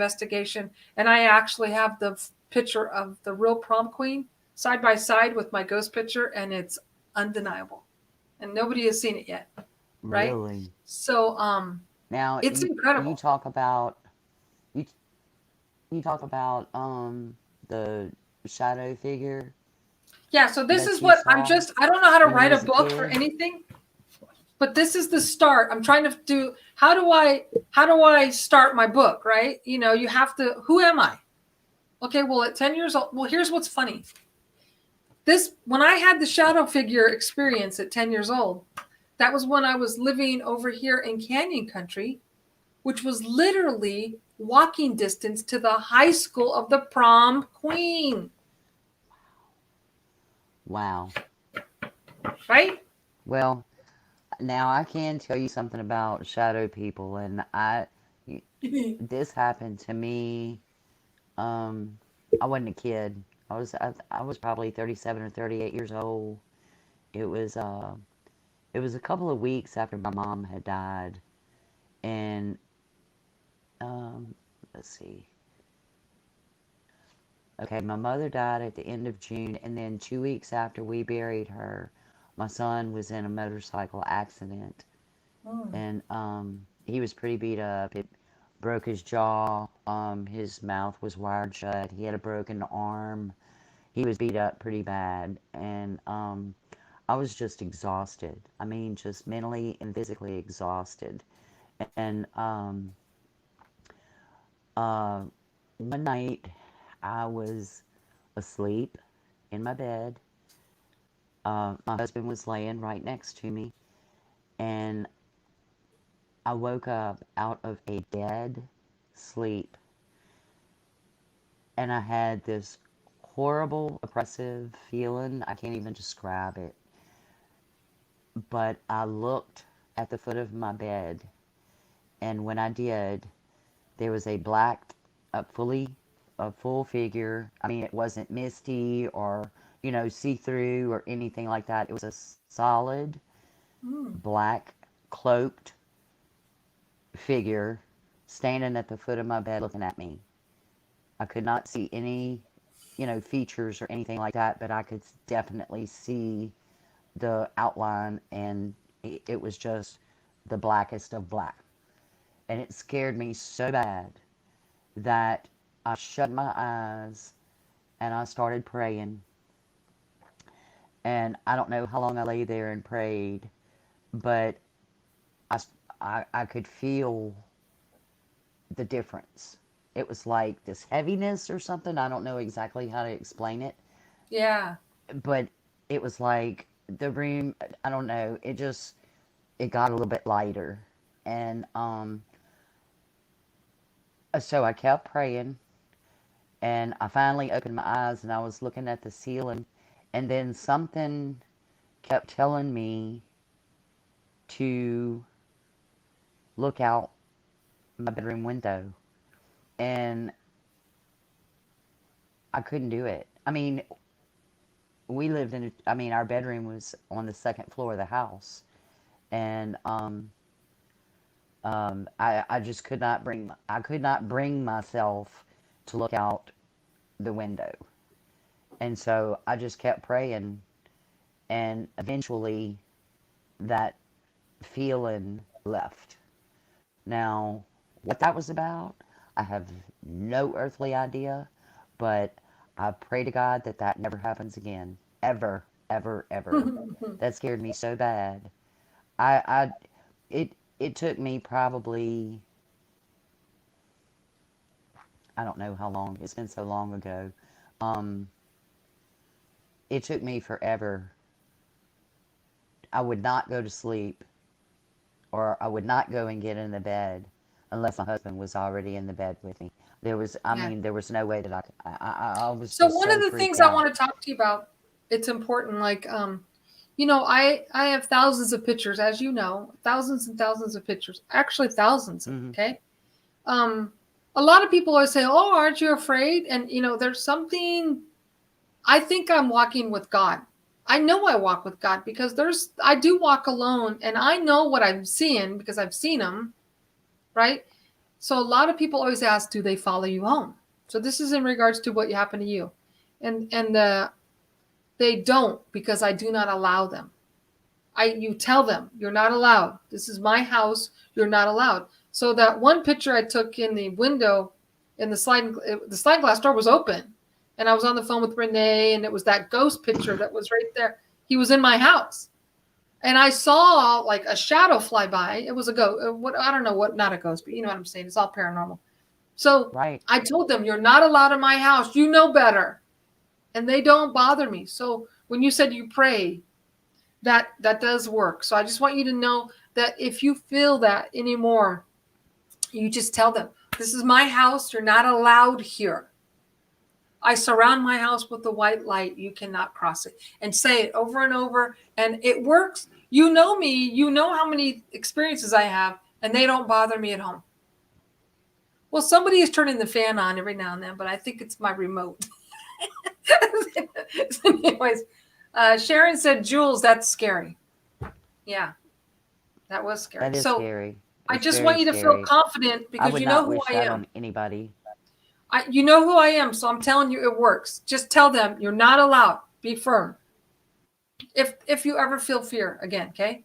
But it is kind of weird. You're on the phone with us telling stories, and your dogs are going crazy. That's weird. Your dogs. Yeah. Yeah. That And the happens light of my every bathroom. once in Yeah. a while. I don't. and right here on the side of my house is woods. And I'm talking about 20 foot. And I don't know. I don't know. I mean, I've looked many times. Um, my husband has one of those little, it's kind of Oh, like a night vision? military flashlight, Yeah. Oh, okay. It's supposed to be like, super bright. And, I mean, you can shine it a very long way and be able to see. It's got, I guess, one of those blue lights or whatever you call them. Um, I don't know. The LEDs, I guess, Yeah. the LED light. Like the And UV? I have scanned. No, it's not a UV. You Oh, know Marcus how said a Q beam. Marcus said a Q beam. A Q it's beam. it's comparable. It's comparable to a Q Yeah. beam. I mean, it's got the very blue light, to where it is like super super bright.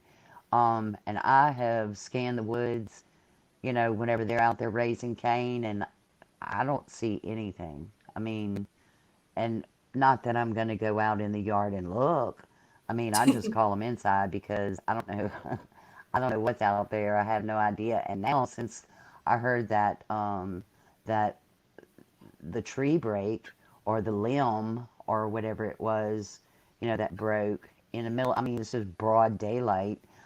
Since that happened, I don't know. I don't know. I That just would don't be know. that would be a scary sound. Yeah, I mean, it was. And I mean, I've been in the woods. I mean, I've ridden horses in the woods. I have deer hunted. I have fox hunted. I have, fished. I have whatever. I mean, we were kids. We spent our summers up here at our grandparents' place. And my grandparents would turn us loose in the morning after breakfast, and they wouldn't see us until the sun started going down. And we were out in the woods. I mean, to us, it was a playground because we were raised Yeah. in the city. Yeah. And, so whenever we got a chance to go out into the woods and stuff, hey, we were gone. You didn't see us. And now, knowing what I know and, just taking into consideration all of the stories that I've heard, no. I mean, I am very cautious now. Very, very cautious. Marcus said for you to skin a buck and run like a trot line. I can do all that. I can do all Uh, that. Everyone is saying goodnight. I'm really tired, man. Aren't you tired? Well, I've had a long day. We're night owls. We stay up all night long. I know we do. All right, but I'll talk to you guys soon. Listen, anytime, come on, because it's fun. To me, it's fun. Because a lot of Okay. times when I come on and do Okay. lives, I'm alone and I have to talk for 2 hours, and I can't hear you guys. So, it's fine if you come on anytime because all we're doing is sharing stories and talking. And that's our therapy, and our learning. It's the only way we can But do this. not just therapy, though, Marie. I mean, people that think alike, Yeah. at some point in time, there's going to be some information that's going to come out. And when it does, it's going to be an eye opener. And, when people start putting all of their ideas and their experiences together, you know, there's got to be some new information that's got to come out, whatever it is. Yeah. But I mean, and it's like the Bible says, and I have to take this into consideration because we do have a creator, and you know, there are some things that we weren't meant to know. I mean, we are not supposed to be the all-knowing, because if we were, then there would be no reason for us to have a creator or a higher power. Yeah. Okay? Because we would be just as smart as he was. So what would the point of that be? You see what I'm saying?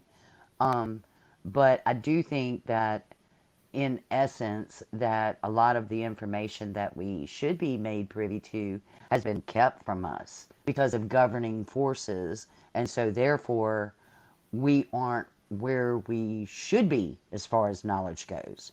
That in Well, basically in a and nutshell. then there was a point where I tried to really pull back in doing these shows because I started to get nervous because I had to take on, I had to think to myself, if I'm sharing this with some people, then I have to take on the responsibility of them seeing something and maybe they shouldn't. You know what I mean? Like I started to pull back because I was Right. thinking it's my responsibility. If I start showing what I know, then I have to be responsible for if people can handle it or too many people know, then it gets too scary. You know what I mean? I don't know. So, but I think I Well, think everybody puts their ego aside, we should all bound together. But I don't care. I like the group we have. well, but fear is fear of the unknown. But That's if it true. was made known to us and we were able to process it, then it wouldn't be fearful anymore, you know?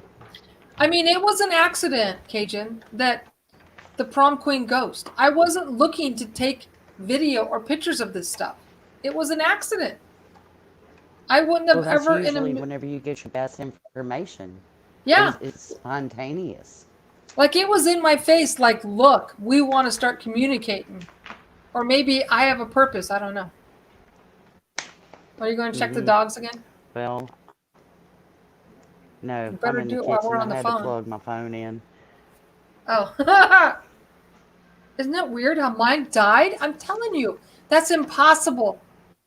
That's impossible for my phone to die after 2 hours. It was fully charged. Because I know I was going to be out there goofing around. I charged it to the fullest. I'm paranoid. I always have everything 100%. All right, let's talk soon. Well, the little pine needle people are the ones that drains your battery. I know. I got to get another light because my new pine tree, when we were talking earlier when I was outside, I went to go shoot with I figured out something today. So when I shoot my other pine tree, there was a street light that gave some illumination.